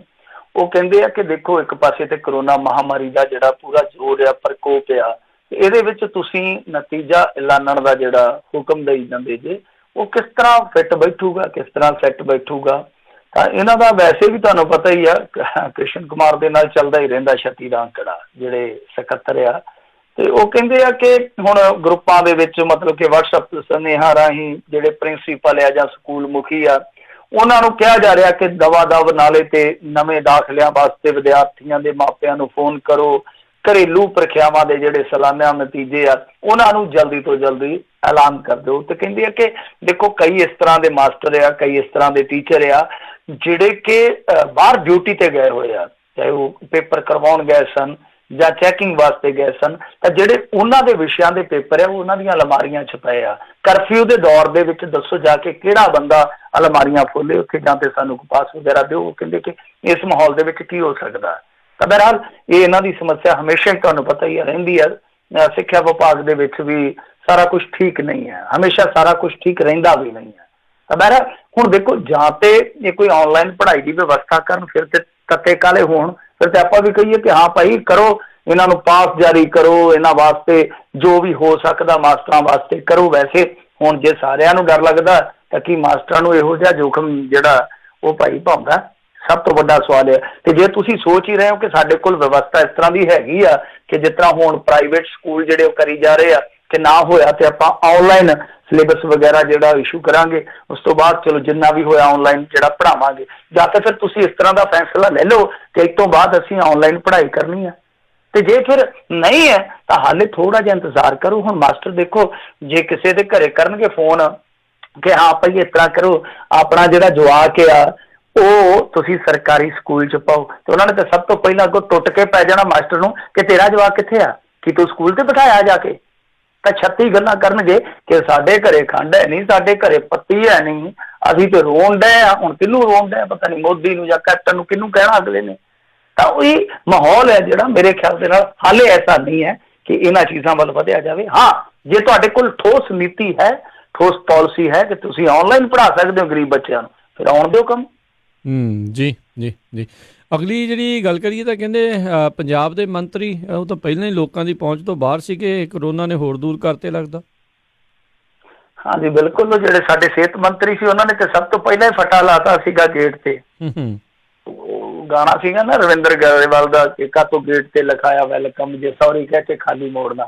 ਤੇ ਇਹਨਾਂ ਨੇ ਇੱਕ ਪਾਸੇ ਤੇ ਵੈਲਕਮ ਲਿਖਾਇਆ ਹੋਏਗਾ ਤੇ ਦੂਸਰੇ ਪਾਸੇ ਫਟਾ ਲਾ ਦਿੱਤਾ ਕਿ 31 ਮਾਰਚ ਤੀਕ ਪਬਲਿਕ ਡੀਲਿੰਗ ਨਹੀਂ ਕੀਤੀ ਜਾਏਗੀ। ਸਿਹਤ ਮੰਤਰੀ ਨੇ ਇੱਕ ਵੀ ਵਿਜ਼ਿਟ ਨਹੀਂ ਕੀਤਾ ਕਿਤੇ ਵੀ, ਇੱਕ ਵੀ। ਤੇ ਜਿਹੜੇ ਕੈਪਟਨ ਸਾਹਿਬ ਆ, ਪਿਆਰੇ ਕੈਪਟਨ ਸਾਹਿਬ, ਜਿਹੜੇ ਸੀਐਮ ਵੀ ਹੈਗੇ ਆ, ਭੁੱਲ ਨਾ ਜਾਣਾ ਕਦੇ, ਉਹ ਸੀਐਮ ਵੀ ਆ ਪੰਜਾਬ ਦੇ। ਤਾਂ ਉਹ ਸਿਸਮਾਂ ਵਾਲੇ ਫਾਰਮ ਤੇ ਬੈਠੇ ਆ, ਉੱਥੋਂ ਹੀ ਸਰਕਾਰ ਚਲਾਈ ਜਾਂਦੇ ਆ, ਉੱਥੋਂ ਹੀ ਸਾਰਾ ਕੁਝ ਕਰੀ ਜਾਂਦੇ ਆ। ਮਤਲਬ ਕਿ ਕਿਸੇ ਦਾ ਕੋਈ ਵਿਜ਼ਿਟ ਨਹੀਂ ਹੋਇਆ ਹੁਣ ਤੱਕ। ਜੇ ਮੈਂ ਖੁੰਝ ਗਿਆ ਹੋਵਾਂ ਵੇਖਣੋਂ ਤੇ ਮੈਨੂੰ ਕਰੈਕਟ ਕਰ ਦਿਓ। ਮੈਨੂੰ ਨਹੀਂ ਲੱਗਦਾ ਕਿ ਇਹੋ ਜਿਹੇ ਮੋਹਤਬਰਾਂ ਨੇ ਕੋਈ ਵਿਜ਼ਿਟ ਕੀਤਾ। ਤਾਂ 2-3 ਇਹਨਾਂ ਦੇ ਮੰਤਰੀ ਹੈਗੇ ਆ ਭਾਈ, ਜਿੱਦਾਂ ਚੰਨੀ ਆ, ਉਹਦੇ ਗਨਮੈਨ ਉਹਨੇ ਛੁੱਟੀ ਦਿੱਤੀ ਆ ਕਿ ਭਾਈ ਕੋਈ ਗੱਲ ਨਹੀਂ, ਰਿਸਕ ਜ਼ੋਨ ਦੇ ਵਿੱਚ ਤੁਸੀਂ ਕਾਹਨੂੰ ਜਾਣਾ। ਉਹ ਆਪ ਗੱਡੀਆਂ ਲੈ ਕੇ ਆਪ ਹੀ ਚਲਾ ਚਲੂ ਕੇ ਆਪਦੇ ਇਲਾਕੇ ਦੇ ਵਿੱਚ ਘੁੰਮਦਾ ਪਿਆ ਚੰਨੀ। ਉਹ ਕਹਿੰਦਾ ਭਾਈ ਮੈਂ ਆਪਦੇ ਲੋਕਾਂ ਨੂੰ ਇਹੋ ਜਿਹੇ ਮਾਹੌਲ 'ਚ ਛੱਡ ਕੇ ਕਿੱਥੇ ਜਾ ਕੇ ਬੈਠ ਜਾਵਾਂ। ਤਾਂ ਜਾਨੀ 1-2 ਹੋਰ ਵਜ਼ੀਰ ਹੈਗੇ ਆ ਜਿਹੜੇ ਉਹ ਜਾ ਰਹੇ ਆ ਲੋਕਾਂ ਦੇ ਵਿੱਚ। ਵਿਕਰਮ ਮਜੀਠੀਆ ਗਿਆ, ਵਿਕਰਮ ਮਜੀਠੀਆ ਚਲੇ ਗਿਆ। ਉਧਰੋਂ ਇਹਨਾਂ ਦੇ ਪ੍ਰਧਾਨ ਨੇ ਵੀ ਮੰਗ ਲਈ ਇਜਾਜ਼ਤ, ਉਹ ਕਹਿੰਦਾ ਕਿ ਸਾਨੂੰ ਦਿਓ ਇਜਾਜ਼ਤ। ਔਰ ਦੂਸਰੇ ਪਾਸੇ SGPC ਵਾਲਿਆਂ ਨੂੰ ਵੀ ਇਜਾਜ਼ਤ ਦਿਓ, ਜਿਹੜੇ ਮੈਂਬਰ ਹੈਗੇ ਆ, ਵਿਧਾਇਕਾਂ ਨੂੰ ਦਿਓ ਇਜਾਜ਼ਤ। ਇਹਨਾਂ ਦੇ ਆਪਣੇ ਵਿਧਾਇਕ ਪਾਸ ਮੰਗ ਰਹੇ ਇਹਨਾਂ ਤੋਂ ਕਿ ਭਾਈ ਸਾਨੂੰ ਆਪਣੇ ਇਲਾਕੇ 'ਚ ਜਾਣ ਦਿਓ।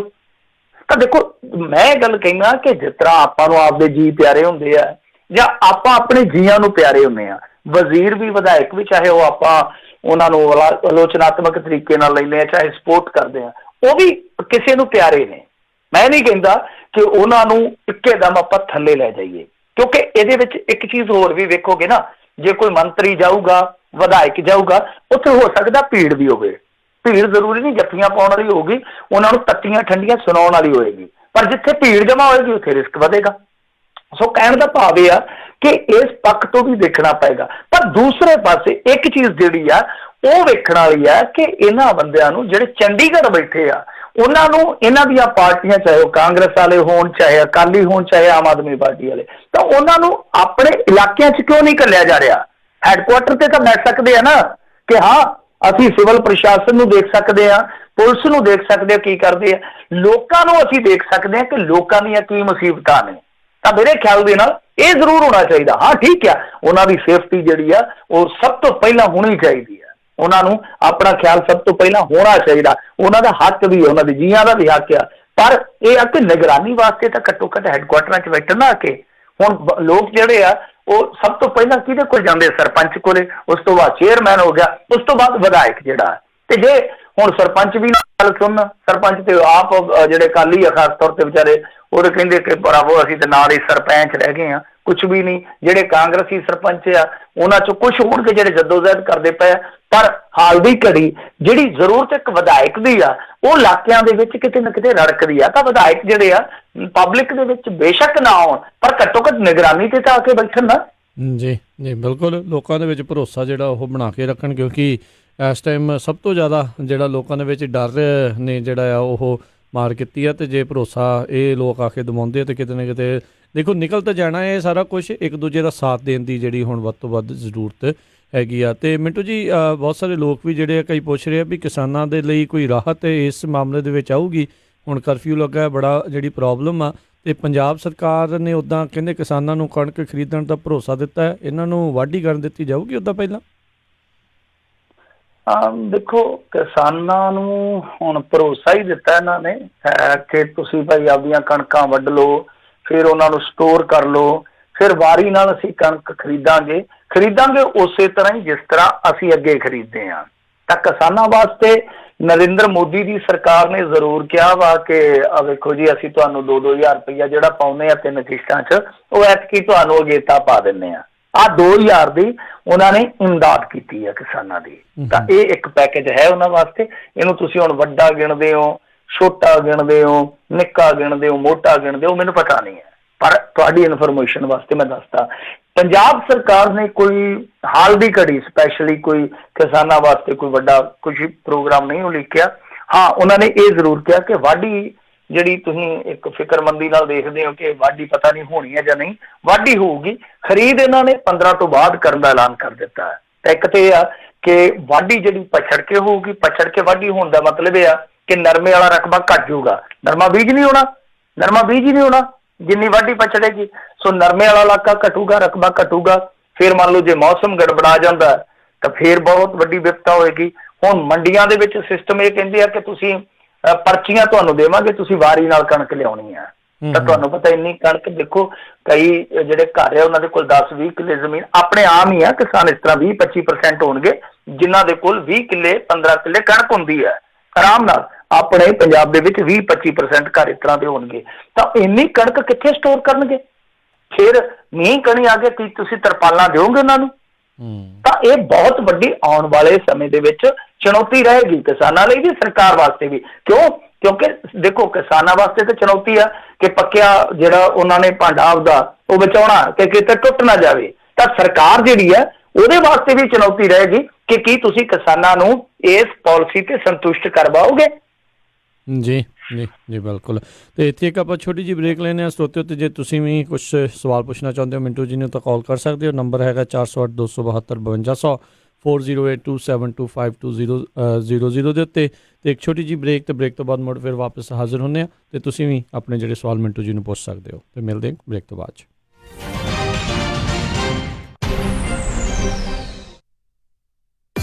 ਤੁਸੀਂ ਸੁਣ ਰਹੇ ਹੋ KOBO Yuba City 1450 AM, KIID Sacramento 1470 AM, KWRU Fresno 1300 AM, KLHC Bakersfield 1350 AM।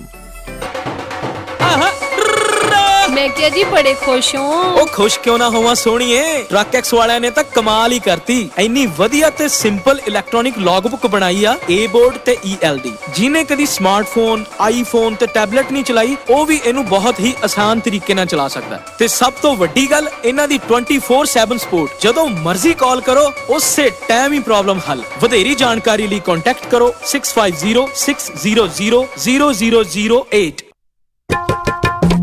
ਵਿਰਸਾ ਕੈਪੀਟਲ। ਤੁਸੀਂ ਕੋਈ ਵੀ truck, drive van, reefer trailer, dump truck ਤੇ ਹੋਰ ਵੀ ਕਮਰਸ਼ੀਅਲ ਇਕਵਿਪਮੈਂਟ ਤੇ ਲੋਨ ਲੈਣਾ ਹੋਵੇ ਤਾਂ ਅੱਜ ਹੀ ਕਾਲ ਕਰੋ ਵਿਰਸਾ ਕੈਪੀਟਲ ਨੂੰ 8448477222 844-847-7222। ਤੁਸੀਂ ਆਪਣਾ ਪੁਰਾਣਾ ਟਰੱਕ ਸੈਲ ਕਰਨਾ ਚਾਹੁੰਦੇ ਹੋ, ਵਿਰਸਾ ਕੈਪੀਟਲ ਪ੍ਰਾਈਵੇਟ ਸੇਲ ਤੇ ਵੀ ਲੋਨ ਕਰਦੇ ਨੇ। ਅੱਜ ਹੀ ਵਿਰਸਾ ਕੈਪੀਟਲ ਨੂੰ ਕਾਲ ਕਰੋ 844-847-7222 8448477222। ਪ੍ਰੀਤ, ਓਹ ਸਤਬੀਰ ਵੀਰ ਜੀ, ਤੁਹਾਡੀ ਤਾਂ ਪਛਾਣ ਹੀ ਨਹੀਂ ਆਉਂਦੀ। ਇੰਨੇ ਪਤਲੇ ਕਿਵੇਂ ਹੋ ਗਏ? ਉਹ ਮੈਂ ਆਪਣੇ ਮੋਟਾਪੇ ਤੋਂ ਬੜਾ ਤੰਗ ਸੀ। ਮੈਂ ਗਿਆ ਫਿਰ ਕੁਲਾਰ ਹਸਪੀਟਲ ਬੀਜਾ। ਉੱਥੋਂ ਮੈਂ ਮਿਨੀ ਗੈਸਟ੍ਰਿਕ ਬਾਈਪਾਸ ਕਰਵਾਇਆ। 3 ਦਿਨ 'ਚ ਹਸਪੀਟਲ ਤੋਂ ਛੁੱਟੀ ਤੇ ਹੁਣ ਮੈਂ ਕਾਫੀ ਹਲਕਾ ਤੇ ਚੁਸਤ ਮਹਿਸੂਸ ਕਰ ਰਿਹਾ। ਪਰ ਇਹਦੇ ਨਾਲ ਕੋਈ ਕਮਜ਼ੋਰੀ ਤਾਂ ਨਹੀਂ ਆਈ? ਕੋਈ ਹੋਰ ਇਫੈਕਟ ਤਾਂ ਨਹੀਂ ਪਿਆ? ਕਮਜ਼ੋਰੀ ਕੋਈ ਨਹੀਂ ਆਈ, ਪਰ ਇਫੈਕਟ ਜ਼ਰੂਰ ਪਿਆ। ਉਹ ਕੀ? ਇੱਕ ਤਾਂ 50 ਕਿਲੋ ਦੇ ਲਾਗੇ ਬੰਨੇ ਭਾਰ ਘਟ ਗਿਆ ਲੱਗਦਾ ਤੇ ਹੁਣ ਮੈਂ ਰਾਤ ਨੂੰ ਘਰਾੜਿਆਂ ਤੋਂ ਬਚਣ ਲਈ ਮਸ਼ੀਨ ਵੀ ਯੂਜ਼ ਨਹੀਂ ਕਰਦਾ।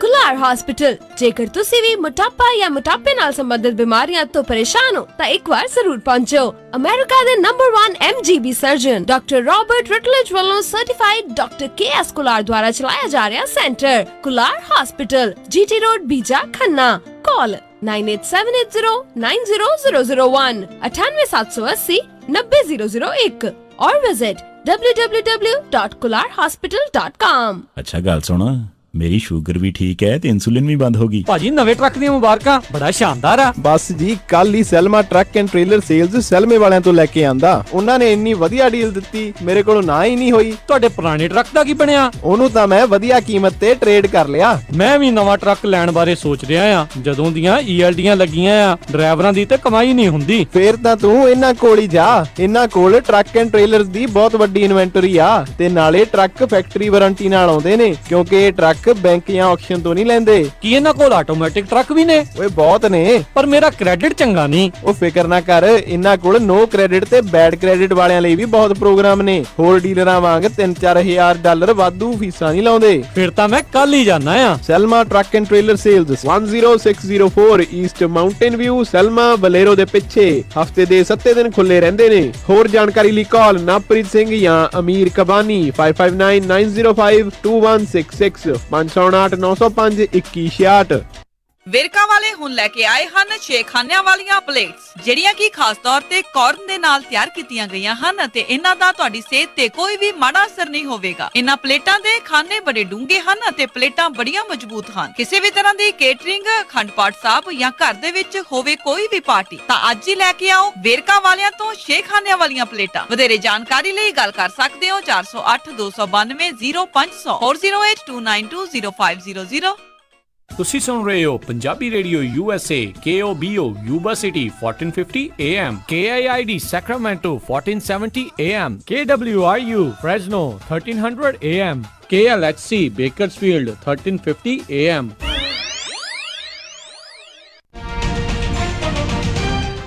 ਪੰਜਾਬੀ ਰੇਡੀਓ USA ਸੁਣ ਰਹੇ ਸਾਰੇ ਹੀ ਮਾਣਯੋਗ ਅਤੇ ਸਤਿਕਾਰਤ ਸਰੋਤਿਆਂ ਨੂੰ ਇੱਕ ਵਾਰੀ ਫੇਰ ਨਿੱਘੀ ਜੀ ਆਇਆਂ ਨੂੰ ਸਭ ਦਾ ਸਵਾਗਤ ਹੈ ਸਰੋਤਿਓ ਪ੍ਰੋਗਰਾਮ ਦੇ ਵਿੱਚ। ਪ੍ਰੋਗਰਾਮ ਚੱਲ ਰਿਹਾ ਜੀ ਆਪਣਾ ਇਸ ਟਾਈਮ ਖਬਰ ਤੇ ਨਜ਼ਰ। ਮਿੰਟੂ ਜੀ ਆਇਆਂ ਨੂੰ ਸਵਾਗਤ ਹੈ, ਸਤਿ ਸ਼੍ਰੀ ਅਕਾਲ ਜੀ। ਸ਼ੁਕਰੀਆ ਜੀ, ਸਤਿ ਸ਼੍ਰੀ ਅਕਾਲ ਜੀ। ਜੀ ਤੇ ਸਰੋਤਿਓ ਕਾਲ ਕਰਨ ਦੇ ਲਈ ਨੰਬਰ ਹੈ 408-272-5200 4082725200 ਅਤੇ ਸਾਰਿਆਂ ਨੂੰ ਬੇਨਤੀ ਹੈ ਵੀ ਟਰਾਈ ਕਰਿਓ ਵੀ ਆਪਣਾ ਸਵਾਲ ਜਿਹੜਾ ਜਲਦੀ ਤੁਸੀਂ ਪੁੱਛਿਓ ਤਾਂ ਜੋ ਆਪਾਂ ਵੱਧ ਤੋਂ ਵੱਧ ਜਿਹੜੇ ਕਾਲਸ ਆ ਉਹ ਲੈ ਸਕੀਏ। ਤੇ ਆਓ ਆਪਣੇ ਕਾਲਰਸ ਦੇ ਨਾਲ ਗੱਲਬਾਤ ਕਰਨੀ ਸ਼ੁਰੂ ਕਰਦੇ ਨੇ। ਜੁੜੇ ਨੇ ਆਪਣੇ ਨਾਲ ਭੁਪਿੰਦਰ ਜੀ, ਸਤਿ ਸ਼੍ਰੀ ਅਕਾਲ। ਸਤਿ ਸ਼੍ਰੀ ਅਕਾਲ ਬਾਈ ਜੀ। ਸਤਿ ਸ਼੍ਰੀ ਅਕਾਲ ਜੀ।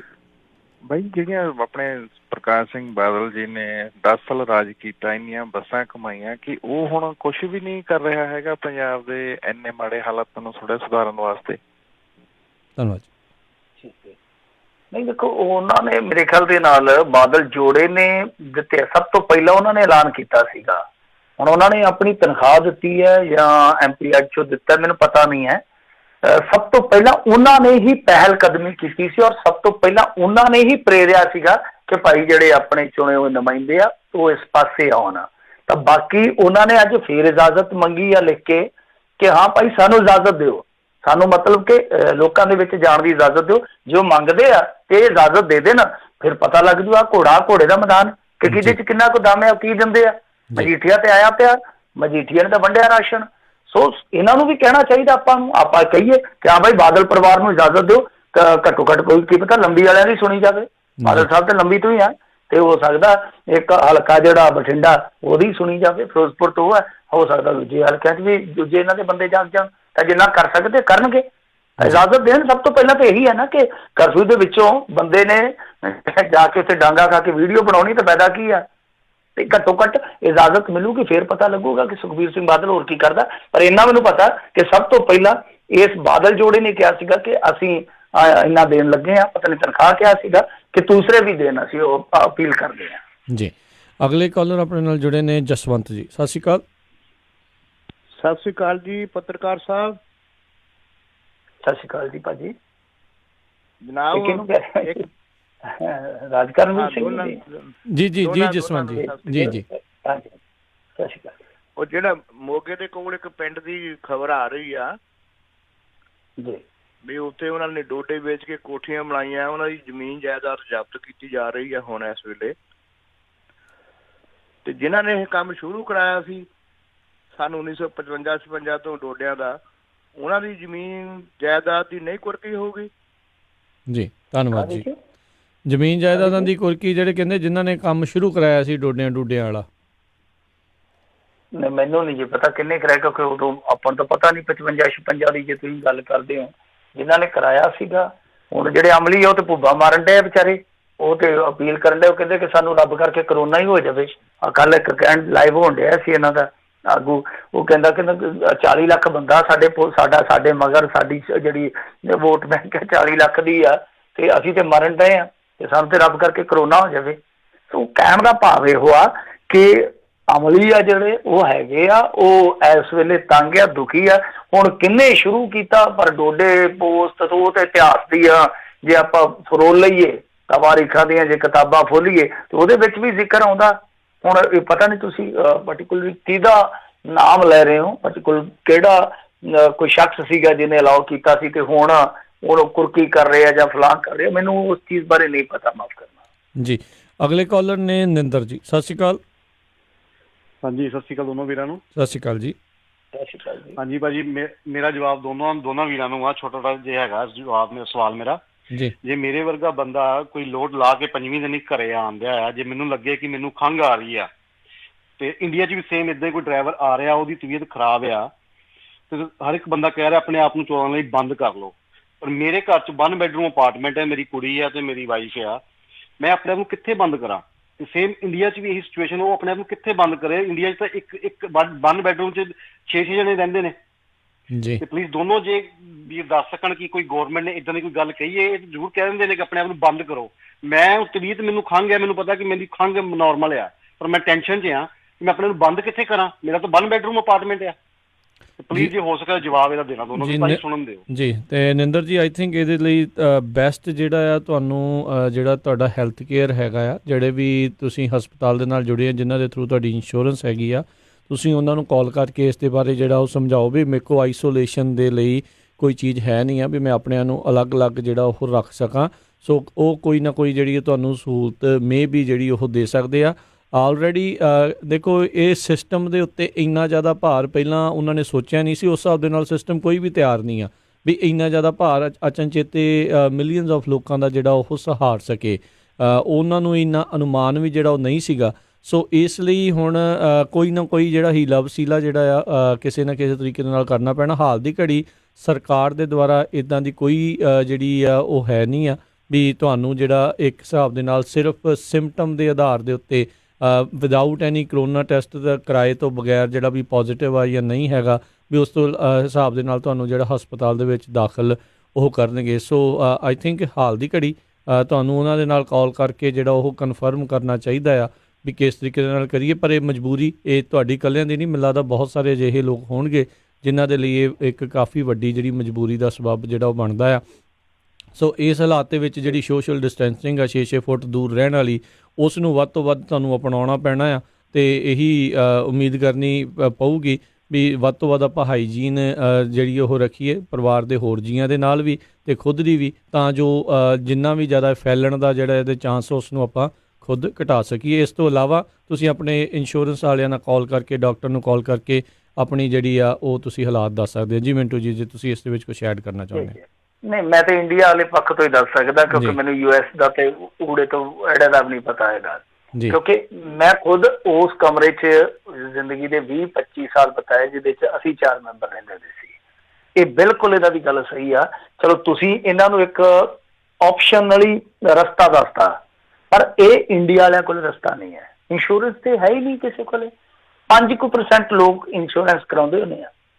ਤਾਂ ਹੁਣ ਜਾਂ ਤਾਂ ਤੁਸੀਂ ਉੱਥੇ ਟੱਬਰ ਨੂੰ ਦਿਓਗੇ ਕਮਰਾ ਅਲੱਗ, ਤੇ ਜਾਂ ਇਹ ਆ ਕਿ ਜਿਹੜੇ ਵੀ ਬੰਦੇ ਆ ਤੁਸੀਂ ਹੁਣ ਜਿਹੜੇ ਤਾੜ ਦਿੱਤੇ ਆ, ਜੇ ਕੋਈ ਮੰਨ ਲਓ ਇਨਫੈਕਟਡ ਹੈ, ਉਹ ਤੇ 5 ਜਦ ਤੱਕ ਤੁਸੀਂ ਪਹੁੰਚੋਗੇ ਉਹ 5 ਨੂੰ ਹੋਰ ਨੂੰ ਲੈ ਜਾਊਗਾ। ਜਦ ਤੱਕ ਤੁਹਾਨੂੰ ਖਬਰ ਹੋਊਗੀ, ਆਮ ਬੰਦੇ ਕੋਲ ਕਈ ਵਾਰ ਟੈਲੀਫੋਨ ਤੱਕ ਵੀ ਨਹੀਂ ਜਾਂ ਸਮਾਰਟਫੋਨ ਹੀ ਨਹੀਂ ਹੁੰਦਾ, ਤਾਂ ਜਦ ਤੱਕ ਤੁਹਾਡੀਆਂ ਐਪਾਂ ਲੱਭ ਕੇ, ਤੁਹਾਡੇ ਹੈਲਪਲਾਈਨ ਨੰਬਰ ਲੱਭ ਕੇ ਕੋਈ ਪਰਿਵਾਰ ਕੋਸ਼ਿਸ਼ ਕਰੂਗਾ, ਤਦ ਤੱਕ ਤੇ ਸਾਰੇ ਰਗੜੇ ਜਾਣੇ ਆ। ਸਾਰੇ ਹੀ ਰਗੜੇ ਜਾਣੇ। ਜਾਂ ਤੇ ਟੀਮਾਂ ਬਣਾਓ। ਆ ਜਿਹੜਾ ਤੁਹਾਡੇ ਕੋਲ ਵਕਵਾ ਹੈ, ਲਾ ਲਓ 31 ਮਾਰਚ ਤੀ ਕਿ ਪੰਜਾਬ 'ਚ ਇਸ ਤਰ੍ਹਾਂ ਦੀਆਂ ਟੀਮਾਂ ਬਣ ਗਈਆਂ, ਸਕਰੀਨਿੰਗ ਕਰਦੀਆਂ, ਖਾਸ ਤੌਰ ਤੇ ਉਹਨਾਂ ਦੇ ਜੋ ਭਾਵੁਰਾਂ ਨੇ ਕਿਹਾ ਕਿ ਜੋ ਪਰਿਵਾਰ ਇਕੱਠੇ ਰਹਿੰਦੇ, ਇੱਕ ਕਮਰੇ 'ਚ ਰਹਿੰਦੇ ਆ, ਤਾਂ ਕਿ ਜੇ ਮੰਨ ਲਓ ਉਹਨਾਂ ਦੀ ਇਸ ਤਰ੍ਹਾਂ ਦੀ ਆਈਸੋਲੇਸ਼ਨ ਕਹਿ ਲਓ, ਲਾਕਡਾਊਨ ਕਹਿ ਲਓ, ਜੋ ਮਰਜ਼ੀ ਕਹਿ ਲਓ, ਮੈਂ ਤਾਂ ਕਰਫਿਊ ਕਹਿਣਾ ਕਿ ਉਹ ਜੇ ਵੱਧਦਾ ਤਾਂ ਘੱਟੋ ਘੱਟ ਉਹਨਾਂ ਨੂੰ ਖਤਰਾ ਤਾਂ ਨਾ ਹੋਵੇ। ਸੋ ਇਹ ਚੀਜ਼ ਕਰਨ ਦੀ ਜ਼ਰੂਰਤ ਹੈ। ਇਹਨਾਂ ਦਾ ਸਵਾਲ ਇੱਧਰ ਜੇ ਇੰਡੀਆ ਵਾਲੇ ਪੱਖ ਤੋਂ ਵੇਖੀਏ ਵਾਜਬ ਹੈ, ਕਿਉਂਕਿ ਇਹ ਇੱਕ ਨਹੀਂ ਲੱਖਾਂ ਪਰਿਵਾਰਾਂ ਦੀ ਕਹਾਣੀ ਹੈ। ਜੀ ਜੀ ਬਿਲਕੁਲ, ਇਸ ਪਾਸੇ ਵੀ ਇਹ ਬਹੁਤ ਜ਼ਰੂਰੀ ਅਹਿਮ ਚੀਜ਼ ਆ। ਆਈ ਥਿੰਕ ਅਜੇ ਤੱਕ ਕਿਸੇ ਨੇ ਇਹ ਜਿਹੜੀ ਮੁੱਦਾ ਸਾਹਮਣੇ ਲਿਆਂਦਾ ਨਹੀਂ ਸੀਗਾ। ਥੈਂਕ ਯੂ ਇਹਨਾਂ ਦਾ ਸਾਹਮਣੇ ਲਿਆਉਣ ਦੇ ਲਈ। ਉਮੀਦ ਕਰਦੇ ਹਾਂ ਵੀ ਕੁਛ ਨਾ ਕੁਛ ਇਸ ਦੇ ਉੱਤੇ ਵੀ ਕਾਰਵਾਈ ਜਿਹੜੀ ਉਹ ਜ਼ਰੂਰ ਹੋਵੇ। ਜਤਿੰਦਰਪਾਲ ਜੀ ਸਤਿ ਸ਼੍ਰੀ ਅਕਾਲ ਜੀ। ਹਾਂਜੀ ਸਤਿ ਸ਼੍ਰੀ ਅਕਾਲ ਜੀ। ਸਤਿ ਸ਼੍ਰੀ ਅਕਾਲ ਜੀ। ਮੇਰਾ ਸਵਾਲ ਸੀਗਾ ਜੀ, ਕਸ਼ਮੀਰ ਨਾਲ ਮੈਂ ਜੋੜ ਕੇ ਦੇਖ ਰਿਹਾ ਵੀ ਉਹਨਾਂ ਨੂੰ ਜਦੋਂ ਲਾਕਡਾਊਨ ਕੀਤਾ ਅਗਸਤ ਤੋਂ ਦੇਖ ਲਓ, ਨਾ ਕੋਈ ਇੰਟਰਨੈਟ, ਨਾ ਕੋਈ ਫੋਨ, ਨਾ ਕੋਈ ਸੁਵਿਧਾ। ਕੀ ਹੁਣ ਉਹਨਾਂ ਦੇ ਲਈ ਵੀ ਕੋਈ ਸੋਚ ਰਹੇ ਨੇ ਜਿਹੜੇ ਹੁਣ ਲਾਕਡਾਊਨ ਕੀਤੇ ਹੋਏ ਨੇ ਬੰਦੇ? ਕਿਉਂਕਿ ਇਹਨਾਂ ਦਾ ਹਫ਼ਤੇ ਦੇ ਵਿੱਚ ਹੀ ਦੇਖੋ ਕੀ ਹਾਲਤ ਹੋਗੀ। ਮੇਰਾ ਇੰਨਾ ਕੀ ਸਵਾਲ ਆ ਜੀ, ਕੀ ਉਹਨਾਂ ਦਾ ਹੁਣ ਵੀ ਕੋਈ ਹੈਲਪ ਮਿਲੂ ਉਹਨਾਂ ਨੂੰ, ਜਾਂ ਉਹਨਾਂ ਨੂੰ ਹਜੇ ਵੀ ਉਹਨਾਂ ਨੇ ਇਗਨੋਰ ਹੀ ਕੀਤਾ ਹੋਇਆ ਇਹਨਾਂ ਨੇ? Thank you. ਨਹੀਂ ਦੇਖੋ, ਉਹਨਾਂ ਦੇ ਲੀਡਰ ਤੇ ਕੁਝ ਛੱਡਣੇ ਸ਼ੁਰੂ ਕਰ ਦਿੱਤੇ ਇਹਨਾਂ ਨੇ। ਕਸ਼ਮੀਰੀ ਸਿਆਸਤ ਦੇ ਜਿਹੜੇ ਘਾਗ ਬੰਦੇ ਸੀ ਉਹ ਇਹਨਾਂ ਨੇ ਰਿਲੀਜ਼ ਕੀਤੇ ਆ। ਤੇ ਵੇਖੋ, ਹੋ ਸਕਦਾ ਕਿ ਆਉਣ ਵਾਲੇ ਸਮੇਂ ਦੇ ਵਿੱਚ ਕੋਈ ਵੱਡੀ ਘਟਨਾ ਤੇ ਉੱਥੇ ਵਾਪਰੀ ਨਹੀਂ ਹੈ। ਜੇ ਆਪਾਂ ਇੱਕ ਦੋ ਘਟਨਾਵਾਂ ਨੂੰ ਛੱਡ ਦਈਏ ਤਾਂ ਕੋਈ ਵੱਡੀ ਘਟਨਾ ਨਹੀਂ ਵਾਪਰੀ ਹੈ। ਤੇ ਜੇ ਉਹ ਕਹਿ ਕੇ ਚੱਲ ਰਹੇ ਸਨ ਕਿ ਅਸੀਂ ਜੀ ਸ਼ਾਂਤੀ ਬਹਾਲ ਕਰਨੀ ਹੈ, ਤਾਂ ਹੁਣ ਤੇ ਸ਼ਾਂਤੀ ਫਿਰ ਬਹਾਲ ਹੋ ਗਈ ਆ, ਕਈ ਮਹੀਨੇ ਹੋ ਗਏ ਆ। ਤਾਂ ਤੁਸੀਂ ਇਹ ਤੇ ਕਰ ਨਹੀਂ ਸਕਦੇ ਕਿ ਇੱਕ ਖਿੱਤੇ ਨੂੰ ਜਿਹੜਾ ਬਹੁਤ, ਮੈਂ ਕਹੂੰਗਾ ਕਿ ਕੁਦਰਤ ਵੱਲੋਂ ਖੁਸ਼ਹਾਲ ਹੈ, ਰਮਣੀਕ ਹੈ, ਸੁੰਦਰ ਹੈ, ਤੁਸੀਂ ਉਸ ਖਿੱਤੇ ਨੂੰ ਇਸ ਤਰ੍ਹਾਂ ਤੇ ਕਰ ਨਹੀਂ ਸਕਦੇ ਕਿ ਉੱਥੇ ਆਦਮ ਦੀ ਜ਼ਾਤ ਜਿਹੜੀ ਆ ਉਹ ਰਹੀ ਨਾ, ਤੁਸੀਂ ਉਹਨੂੰ ਤਾੜ ਕੇ ਕਿਸ ਤਰ੍ਹਾਂ ਰੱਖ ਸਕਦੇ ਹੋ? ਤਾਂ ਇਹ ਹੁਣ ਦੇਖਣਾ ਹੋਏਗਾ ਕਿ ਕਦ ਕਰਦੇ ਆ। ਪਰ ਇਹਦੇ ਬਾਰੇ ਮੈਂ ਕੁਝ ਨਹੀਂ ਕਹਿ ਸਕਦਾ ਕਿ ਹਾਂਜੀ ਇਹਨਾਂ ਦਿਨਾਂ ਦੇ ਵਿੱਚ ਕਰ ਦੇਣਗੇ। ਪਰ ਜੋ ਵੀ ਹੈ ਵਾਕਿਆ ਧੰਨ ਜਿਗਰਾ ਉਹਨਾਂ ਦਾ, ਧੰਨ ਜਿਗਰਾ। ਵੈਸੇ ਕਹਾਵਤ ਬੋਲਦੇ ਹੁੰਦੇ, ਮੈਂ ਬੋਲਣਾ ਹੀ ਨਹੀਂ ਚਾਹੁੰਦਾ ਕਿਉਂਕਿ ਕਈ ਵਾਰ ਉਹਦੇ ਵਿੱਚ ਜਾਤੀਵਾਦ ਹੁੰਦਾ। ਤਾਂ ਧੰਨ ਜਿਹੜਾ ਉਹਨਾਂ ਦਾ ਭਾਈ। ਸਾਡਾ ਤੇ ਹਾਲੇ ਦੇਖ ਲਓ ਕਿ 3-4 ਦਿਨ ਤੱਕ ਹੀ ਮਾਮਲਾ ਗਿਆ। ਸਾਡੇ ਕੋਲ ਇੰਟਰਨੈਟ ਵੀ ਆ, ਸਾਡੇ ਕੋਲ ਟੱਬਰ ਟੀਰ ਵੀ ਆ, ਸਾਡੇ ਮੁੰਡੇ ਜਿਹੜੇ ਆ ਮੋਟਰਸਾਈਕਲ ਚੱਕ ਕੇ ਤੇ ਗਸ਼ਤ ਵੀ ਕਰ ਆਉਂਦੇ ਆ ਸੜਕਾਂ ਤੇ, ਸਾਰਾ ਕੁਛ ਹੀ ਆ। ਖੇਤਾਂ 'ਚ ਵੀ ਅਸੀਂ ਜਾ ਬਹਿੰਦੇ ਹਾਂ। ਹੋਰ ਨਹੀਂ ਤੇ ਪਿੰਡ ਦੇ ਵਿੱਚ ਬੀਬੀਆਂ ਜਿਹੜੀਆਂ ਇੱਕ ਦੂਜੇ ਦੇ ਘਰੇ ਜਾ ਕੇ ਬਹਿ ਕੇ ਚਲੋ ਆਪਣੀ ਮਹਿਫਲ ਲਾ ਲੈਂਦੀਆਂ, ਬੀਬੇ ਆਪਣੀ ਲਾ ਲੈਂਦੇ ਆ। ਪਰ ਉਹਨਾਂ ਦਾ ਹਾਲ ਦੇਖੋ, ਜਿਨ੍ਹਾਂ ਦੇ ਕੋਲ ਇੰਟਰਨੈਟ ਵੀ ਨਹੀਂ ਹੈ, ਜਿਨ੍ਹਾਂ ਦੇ ਕੋਲ ਦਵਾਈ ਦੱਪੇ ਦਾ ਵੀ ਕੋਈ ਸਾਧਨ ਨਹੀਂ ਸੀ, ਤੇ ਵੈਸੇ ਵੀ ਭੂਗੋਲਿਕ ਤੌਰ ਤੇ ਵੇਖੀਏ ਉਹ ਤੇ ਇਲਾਕਾ ਹੀ ਆਪਣੇ ਨਾਲੋਂ ਬਹੁਤ ਔਖਾ ਜ਼ਿੰਦਗੀ ਜੀਣ ਵਾਸਤੇ। ਜੀ ਜੀ, ਅਗਲੇ ਕਾਲਰ ਆਪਣੇ ਨਾਲ ਜੁੜੇ ਨੇ ਰਾਜ ਜੀ। ਸਤਿ ਸ਼੍ਰੀ ਅਕਾਲ। ਹਾਂਜੀ ਮੈਂਟੂ ਜੀ ਸਤਿ ਸ਼੍ਰੀ ਅਕਾਲ। ਰਾਜ ਕਰਨੀ ਤੁਹਾਨੂੰ ਸਤਿ ਸ਼੍ਰੀ ਅਕਾਲ। ਸਤਿ ਸ਼੍ਰੀ ਅਕਾਲ ਜੀ। ਹਾਂਜੀ ਮੈਂਟੂ ਜੀ, ਮੈਂ ਗਰਾਊਂਡ ਜ਼ੀਰੋ ਤੋਂ ਬੋਲ ਰਿਹਾ ਜੀ। ਅਮਰੀਕਾ ਦੇ ਵਿੱਚ ਮੈਂ ਕੈਨੇਡੀਅਨ ਟਰੱਕ ਡਰਾਈਵਰ ਹਾਂ। ਮੈਂ ਹਫ਼ਤਾ ਹੋ ਗਿਆ ਮੈਨੂੰ ਨਿਕਲੇ ਨੂੰ, ਅਜੇ ਮੈਂ ਘਰੇ ਨਹੀਂ ਪਹੁੰਚਿਆ। ਮੈਂ 13-14 ਸਟੇਟਾਂ ਵਿੱਚ ਦੀ ਹੋ ਕੇ ਤੇ ਅੱਜ ਮੈਂ ਸ਼ਾਮ ਤੱਕ ਘਰੇ ਪਹੁੰਚੂਗਾ। ਮੈਂ ਤੁਹਾਡੀ ਜਾਣਕਾਰੀ ਵਾਸਤੇ ਤੁਹਾਨੂੰ ਕੁਝ ਦੱਸਣਾ ਚਾਹੁੰਦਾ ਜੀ। ਮੇਰਾ ਸਵਾਲ ਤਾਂ ਹੈ ਨਹੀਂਗਾ, ਜੇ ਇਜਾਜ਼ਤ ਹੋਵੇ ਤਾਂ ਜੀ। ਜੀ ਟਰਾਈ ਕਰਿਓ, ਥੋੜੇ ਸਮੇਂ 'ਚ ਦੱਸਿਓ ਜੀ। ਜੀ ਹਾਂਜੀ ਟਰਾਈ ਥੋੜੇ ਸਮੇਂ ਦੀ ਕਰੂੰਗਾ। ਤੁਸੀਂ ਹੁਣੇ ਮੋਦੀ ਦਾ ਤੇ ਅੰਕਲ ਟਰੰਪ ਦਾ ਨਾਂ ਲਿਆ ਜੀ, ਇਹਦੇ ਵਿੱਚ ਜਸਟਨ ਟਰੂਡੋ ਸਾਡੇ ਵਾਲਾ ਵੀ ਜੋੜ ਲਓ ਜੀ। ਇਹ ਵੀ ਬਹੁਤ ਢਿੱਲਾ ਬੰਦਾ ਜੀ, ਫੈਸਲਾ ਨਹੀਂ ਛੇਤੀ ਲੈ ਸਕਦਾ। ਤੇ ਹਾਂਜੀ ਤੇ ਦੂਜੀ ਗੱਲ ਇਹ ਹੈ ਜੀ, ਮੈਂ ਅਮਰੀਕਾ ਦੇ ਵਿੱਚ ਗਿਆ, ਜਿਹੜੀ ਸੋਸ਼ਲ ਡਿਸਟੈਂਸ ਦਾ ਕੋਈ ਅਸਰ ਨਹੀਂਗਾ ਜੀ। ਅਮਰੀਕਾ ਦੇ ਵਿੱਚ ਅਸੀਂ ਟਰੱਕ ਸਟਾਪਾਂ ਤੇ ਜਿੱਥੇ ਵੀ ਰੁਕੇ ਆ, ਔਰ ਜੇ ਇਹ ਟਰੱਕ ਇਹਨਾਂ ਨੇ ਚੱਲਦੇ ਰੱਖਣੇ ਆ ਤਾਂ ਇਹਨਾਂ ਨੂੰ ਚਾਹੀਦਾ ਰਾਜਕਰਨਵੀਰ ਜੀ ਵੀ ਜਿਹੜਾ ਲੋਕਲ ਟ੍ਰੈਫਿਕ ਆ ਨਾ, ਉੱਥੇ ਲੋਕਲ ਲੋਕ ਆਉਂਦਾ ਉਹਨਾਂ ਨੂੰ ਰੋਕ ਦੇਣ। ਉੱਥੇ ਉਹਨਾਂ ਵਾਸਤੇ ਹੋਰ ਆਪਸ਼ਨ ਹੈਗੀ ਆ, ਹੋਰ ਸਟੇਸ਼ਨਾਂ ਤੇ ਜਾਣ, ਉੱਥੇ ਸਿਰਫ ਟਰੱਕਰ ਹੀ ਹੋਣ। ਇਸ ਕਰਕੇ ਭੀੜ ਨਾ ਹੋਵੇ ਟਰੱਕ ਸਟਾਪਾਂ ਤੇ। ਔਰ ਉੱਥੇ ਕਿਤੇ ਸੈਨੀਟਾਈਜ਼ ਨਹੀਂ ਆ, ਕਿਤੇ ਕੁਛ ਨਹੀਂ ਗਾ। ਈਵਨ ਜਿੱਥੇ ਅਸੀਂ ਜਾ ਕੇ ਲੋਡ ਲਾਉਣੇ ਆ ਜਾ ਕੇ ਟਰਮੀਨਲਾਂ ਦੇ ਉੱਤੇ, ਉੱਥੇ ਵੀ ਅਮਰੀਕਾ ਦੇ ਵਿੱਚ ਸੈਨੀਟਾਈਜ਼ ਕੀ ਸੋਪ ਵੀ ਹੈ ਨਹੀਂਗਾ, ਬਾਥਰੂਮਾਂ ਦੇ ਵਿੱਚ ਤੱਤਾ ਪਾਣੀ ਵੀ ਹੈ ਨਹੀਂਗਾ ਜੀ। ਤੇ ਹਾਂਜੀ ਇਹੋ ਜਿਹੇ ਹਾਲਾਤ ਆ। ਤੇ ਅਸੀਂ ਵੈਰੀ ਗੁੱਡ ਚਾਂਸ ਕਿ ਅਸੀਂ ਕੈਰੀਅਰ ਬਣ ਸਕਦੇ ਅਮਰੀਕਾ ਤੋਂ ਕੈਨੇਡਾ ਦੇ ਵਿੱਚ ਡਿਜ਼ੀਜ਼ ਫੈਲਾਉਣ ਨੂੰ, ਤੇ ਉਹਦੇ ਵਿੱਚ ਮੈਂ ਵੀ ਹੋਊਂਗਾ। ਤੇ ਇਹੀ ਹਾਲ ਕੈਨੇਡੀਅਨ ਕੰਪਨੀਆਂ ਦਾ, ਟਰੱਕਿੰਗ ਕੰਪਨੀਆਂ ਦਾ। ਉਹਨਾਂ ਨੂੰ ਪੈਸਿਆਂ ਦੀ ਕੋਈ ਘਾਟ ਨਹੀਂ, ਉਹ ਆਪਦੇ ਸਫਾਈ ਨਹੀਂ ਰੱਖ ਰਹੇ। ਮੈਂ ਆਪਦੀ ਕੰਪਨੀ ਜਿੱਥੇ 100 ਬੰਦਾ ਕੰਮ ਕਰਦਾ ਤੇ 100 ਬੰਦਾ ਉੱਥੇ ਵਿਜ਼ਿਟ ਕਰਦਾ, ਉੱਥੇ ਇੱਕ 14 ਸਾਲਾਂ ਦਾ ਜਵਾਕ ਬਾਥਰੂਮ ਸਾਫ਼ ਕਰ ਰਿਹਾ ਸੀਗਾ ਜੀ। ਤੇ ਹਾਂਜੀ ਆਹ ਹਾਲ ਕੈਨੇਡਾ ਦਾ ਵੀ ਇਹੀ ਹਾਲ ਹੈ। ਤੇ ਮੈਂ ਹੁਣ ਟੋਰਾਂਟੋ ਤੋਂ ਜਾ ਰਿਹਾ ਜੀ ਵੈਸਟ ਵੱਲ ਨੂੰ, ਔਰ ਰਾਹ ਦੇ ਵਿੱਚ ਮੈਂ ਕਿਤੇ 25 ਤਰੀਕ ਦਾ ਨਹਾਤਾ ਵਿਆ ਜੀ। ਮੈਂ ਕਿਤੇ ਬਾਥਰੂਮ 'ਚ ਨਹੀਂ ਵੜਿਆ, ਕਿਉਂਕਿ ਮੈਨੂੰ ਤਸੱਲੀ ਨਹੀਂ ਕਿਸੇ ਦੇ ਉੱਤੇ ਵੀ ਇਹ ਬਾਥਰੂਮ ਕਿਸੇ ਨੇ ਸੈਨੀਟਾਈਜ਼ ਕੀਤਾ ਹੋਊ ਜਾਂ ਨਾ ਕੀਤਾ ਹੋਊ। ਤੇ ਅੱਜ ਘਰੇ ਜਾ ਕੇ ਨਹਾਉਣਾ ਮੈਂ, 28 ਤਰੀਕ ਹੋ ਗਈ ਹੈ ਜੀ ਅੱਜ। ਜੀ ਜੀ ਬਾਥਰੂਮ ਹੈ ਨਹੀਂ, ਮੈਂ ਬਾਹਰ ਬਾਥਰੂਮ ਜਾਣਾ ਜੀ। ਕਿਤੇ ਮਤਲਬ ਕਿ ਦੋ ਜਿਹੜੇ ਛੋਟੇ ਬਿਜ਼ਨਸ ਸੀ ਉਹ ਲੋਕ ਲਾ ਕੇ ਚਲੇ ਗਏ ਘਰਾਂ ਨੂੰ, ਕਿਤੇ ਤੁਹਾਨੂੰ ਬਾਥਰੂਮ ਨਹੀਂ ਮਿਲਦਾ। ਤੇ ਵੱਡਾ ਟਰੱਕ ਸਟਾਪ ਇੱਥੇ ਕੋਈ ਹੈ ਨਹੀਂ ਕੈਨੇਡਾ ਦੇ ਵਿੱਚ, ਅਮਰੀਕਾ ਵਰਗਾ। ਤੇ ਆਹ ਹਾਲ ਕੈਨੇਡਾ ਦੇ ਆ ਜੀ। ਤੇ ਮੇਰੀ ਵਾਈਫ ਇੰਡੀਆ ਦੇ ਵਿੱਚ ਸਟਕ ਹੋਈ ਵੀ ਆ। ਮੇਰੇ ਘਰੇ ਮੇਰਾ ਜਵਾਨ ਬੱਚਾ ਔਰ 2 ਸਟੂਡੈਂਟ ਮੈਂ ਘਰ ਦੇ ਵਿੱਚ ਰੱਖੇ ਹੋਏ ਆ, ਔਰ ਮੈਂ ਉਹਨਾਂ ਦੇ ਵਿੱਚ ਜਾ ਕੇ ਰਹਿਣਾ ਜੀ ਹੁਣ ਅੱਜ ਜੀ। ਤੁਸੀਂ ਦੇਖੋ ਜੀ, ਤੁਸੀਂ ਇੰਡੀਆ ਨੂੰ ਰੋਂਦੇ ਆ, ਇੱਥੋਂ ਦਾ ਆਹ ਹਾਲ। ਹਾਂਜੀ, ਇੱਕ ਗੱਲ ਮੈਂ ਕਹਿ ਕੇ ਖਤਮ ਕਰਦਾ ਜੀ। ਅੱਜ ਮੈਂ ਹੁਣੇ ਇੱਕ ਨਿਊਜ਼ ਸੁਣੀ ਆ, ਅੰਕਲ ਟਰੰਪ ਨੇ ਸਾਰੀ ਦੁਨੀਆ ਨੂੰ ਬੇਨਤੀ ਕੀਤੀ ਆ ਵੀ ਸਾਨੂੰ ਮਾਸਕ ਤੇ ਸੈਨੀਟਾਈਜ਼ਰ ਭੇਜੋ, ਵੈਂਟੀਲੇਸ਼ਨ ਮਸ਼ੀਨਾਂ ਭੇਜੋ, ਵੀ ਇਹ ਬੰਬ ਬਣਾਉਣ ਲੱਗੇ ਰਹੇ, ਲੋਕਾਂ ਨੂੰ ਮਾਰਨ ਵਾਲੇ ਹਥਿਆਰ ਬਣਾਉਣ ਲੱਗੇ, ਕਿ ਇਹਨਾਂ ਤੋਂ ਆਪਦੇ ਲੋਕਾਂ ਵਾਸਤੇ ਇਹ ਚੀਜ਼ ਨਹੀਂ ਦਿੱਤੀ ਜਾਂਦੀ, ਮੁਹੱਈਆ ਕੀਤੀ ਗਈ ਇਹਨਾਂ ਤੋਂ। ਇਹਨਾਂ ਨੂੰ ਤਾਂ ਫ੍ਰੀ ਦੇਣੀ ਚਾਹੀਦੀ ਸੀ। ਐਡੀ ਵੱਡੀ ਦੁਨੀਆ ਦੀ ਤਾਕਤ ਆ ਜੀ ਇਹੋ ਜਿਹੇ ਟਾਈਮ ਤੇ ਇਹੋ ਜਿਹੀ ਚੀਜ਼। Thank you Raj ji, thank you ਜੀ। ਬਿਲਕੁਲ, ਬਹੁਤ ਸਾਰੇ ਲੋਕ ਦੁਖੀ ਨੇ, ਬਹੁਤ ਸਾਰੇ ਲੋਕ ਪਰੇਸ਼ਾਨ ਨੇ। ਇਹ ਜਿਹੜੀ ਇਸ ਦੀ ਗੰਭੀਰਤਾ ਨੂੰ ਲੋਕ ਅਜੇ ਵੀ ਨਾ ਕਿਤੇ ਮਜ਼ਾਕੀਆਪਨ ਦੇ ਵਿੱਚ ਹੀ ਲੈ ਰਹੇ ਆ। ਜਿੱਦਾਂ ਆਪਾਂ ਸ਼ੁਰੂਆਤੀ ਦੌਰ 'ਚ ਪੂਰੇ ਵਿਸ਼ਵ ਦੇ ਵਿੱਚ ਹੀ ਕਿਤੇ ਨਾ ਕਿਤੇ ਦੇਖਿਆ। ਇਟਲੀ ਵਾਲਿਆਂ ਨੂੰ ਪੁੱਛੋ, ਸਪੇਨ ਵਾਲਿਆਂ ਨੂੰ ਪੁੱਛੋ, ਜਿੱਥੇ ਇੰਨੀਆਂ ਮੌਤਾਂ ਹੋ ਗਈਆਂ। ਹੁਣ ਤਾਂ ਅਮਰੀਕਾ ਦੇ ਵਿੱਚ 1300 ਤੋਂ ਵੱਧ ਮੌਤ ਦੇ ਜਿਹੜੇ ਆંકੜੇ ਆ ਉਹ ਸਾਹਮਣੇ ਆ ਚੁੱਕੇ ਨੇ। ਇਹ ਗੰਭੀਰਤਾ ਨੂੰ, ਇਸ ਨੂੰ ਸਮਝਣ ਦੀ ਜ਼ਰੂਰਤ ਹੈਗੀ ਆ। ਇਹ ਮਜ਼ਾਕੀਆ ਜਿਹੜਾ ਕੰਮ ਬਿਲਕੁਲ ਨਹੀਂ ਰਹਿ ਗਿਆ। ਇਹ ਬਿਲਕੁਲ ਇਹਨਾਂ ਦੀ ਜਿਹੜੀ ਗੁਹਾਰ ਬਿਲਕੁਲ ਸਹੀ ਆ ਵੀ ਟਰੱਕਰਸ ਨੂੰ, ਜਿਨ੍ਹਾਂ ਨੂੰ ਬੈਕਬੋਨ ਆਖਿਆ ਜਾ ਰਿਹਾ ਆ, ਉਹਨਾਂ ਨੂੰ ਤਾਂ ਕਿਹਾ ਜਾ ਰਿਹਾ ਵੀ ਤੁਸੀਂ ਕੰਮ ਕਰੋ, ਪਰ ਉਹਨਾਂ ਦੀ ਸੁਵਿਧਾ ਦੇ ਲਈ ਜਿਹੜਾ ਸਾਧਨ ਆ ਉਹਨਾਂ ਦੇ ਵਿੱਚ ਜਿਹੜੀ ਪੂਰੀ ਤਰ੍ਹਾਂ ਕਮੀ ਹੈਗੀ ਆ। ਅਤੇ ਜਿਹੜਾ ਅਖੀਰਲੀ ਗੱਲ ਇਹਨਾਂ ਨੇ ਕਹੀ ਆ ਵੀ ਸਾਰੇ ਮੁਲਕਾਂ ਦੇ ਕੋਲ ਦੁਨੀਆ ਉਡਾਉਣ ਦੇ ਲਈ ਹਰ ਤਰ੍ਹਾਂ ਦੇ ਬੰਬ ਆ, ਪਰ ਲੋਕਾਂ ਦੀ ਸਹੂਲਤ ਲਈ, ਲੋਕਾਂ ਦੀ ਸਿਹਤ ਵਾਸਤੇ ਜਦੋਂ ਮੌਕਾ ਆਉਂਦਾ ਤੇ ਉਦੋਂ ਕਿਤੇ ਨਾ ਕਿਤੇ ਪਛੜੇ ਨਜ਼ਰ ਆਉਂਦੇ ਆ, ਜਿਨ੍ਹਾਂ ਵਿੱਚ ਵੱਡੇ ਤੋਂ ਵੱਡੇ ਵਿਕਸਿਤ ਮੁਲਕ ਵੀ ਉਹ ਇਸ ਟਾਈਮ ਸ਼ੁਮਾਰ ਹੈਗੇ ਨੇ। ਜੀ ਮਿੰਟੂ ਜੀ, ਤੁਸੀਂ ਇਸ ਦੇ ਵਿੱਚ ਜੀ ਬਿਲਕੁਲ, ਮੈਂ ਥੋੜੀ ਜਿਹੀ ਗੱਲ ਐਡ ਕਰੂੰਗਾ ਕਿ ਇਹਨਾਂ ਦੇ ਕੋਲ ਮੌਤ ਦਾ ਸਮਾਨ ਹੈ ਨਾ ਵਾਧੂ, ਸਾਰਿਆਂ ਕੋਲ ਹੀ ਹੈ, ਪਰ ਜ਼ਿੰਦਗੀ ਦਾ ਸਮਾਨ ਬਹੁਤ ਘੱਟ ਆ। ਸਿੱਟਾ ਇਹ ਆ। ਔਰ ਦੂਜੀ ਚੀਜ਼ ਆ, ਤੁਸੀਂ ਇੱਧਰਲੇ ਲੋਕਾਂ ਨੂੰ ਅਪੀਲ ਕਰੋ, ਕਿਉਂਕਿ ਮੈਨੂੰ ਇੱਧਰ ਦੇ ਸਿਸਟਮ ਦਾ ਨਹੀਂ ਪਤਾ। ਮੈਂ ਐਵੇਂ ਉਂਗ ਪਤਾਲਦੀਆਂ ਮਾਰਾ, ਉਹਦਾ ਮੈਨੂੰ ਪਤਾ ਨਹੀਂ ਹੈ।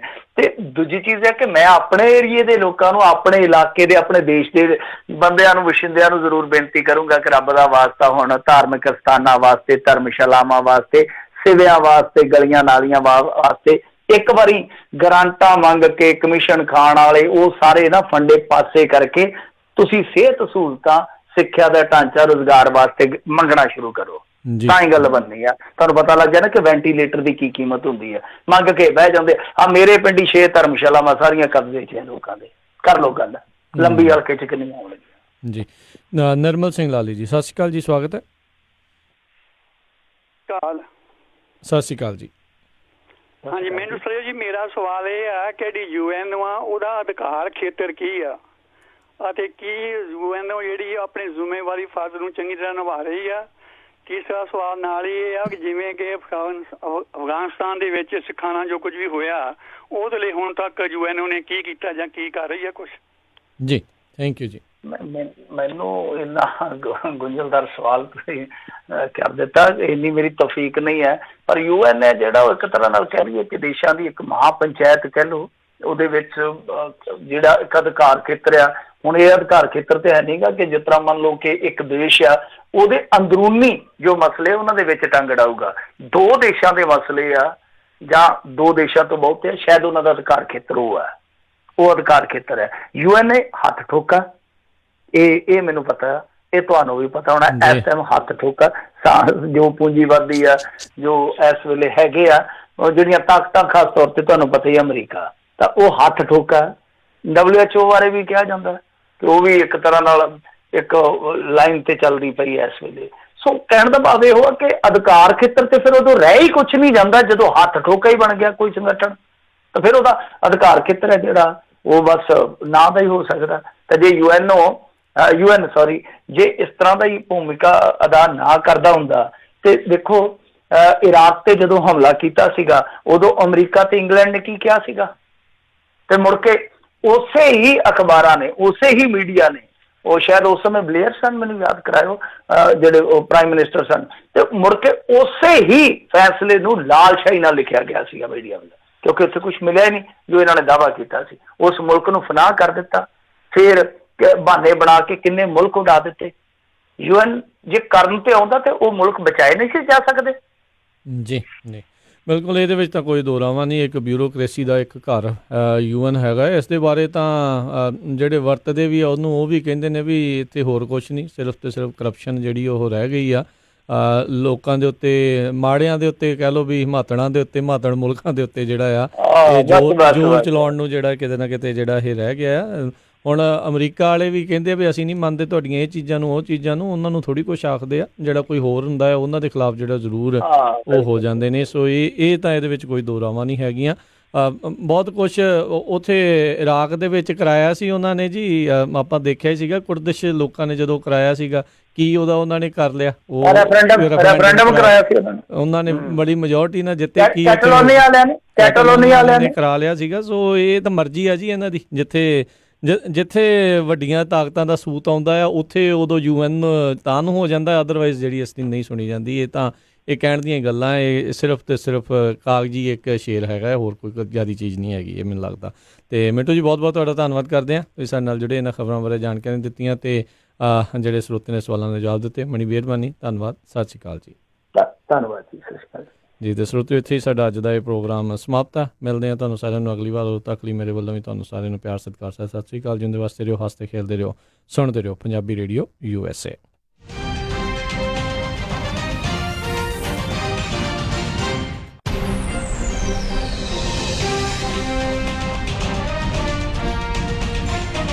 ਇੰਡੀਅਨ ਸੇਵਰ ਹੋਲਸੇਲ ਪ੍ਰਿੰਟਿੰਗ ਵਾਲਿਆਂ ਤੋਂ ਬਣਵਾ ਸਕਦੇ ਹੋ 1000 ਬਿਜ਼ਨਸ ਕਾਰਡ ਸਿਰਫ ਹੀ $45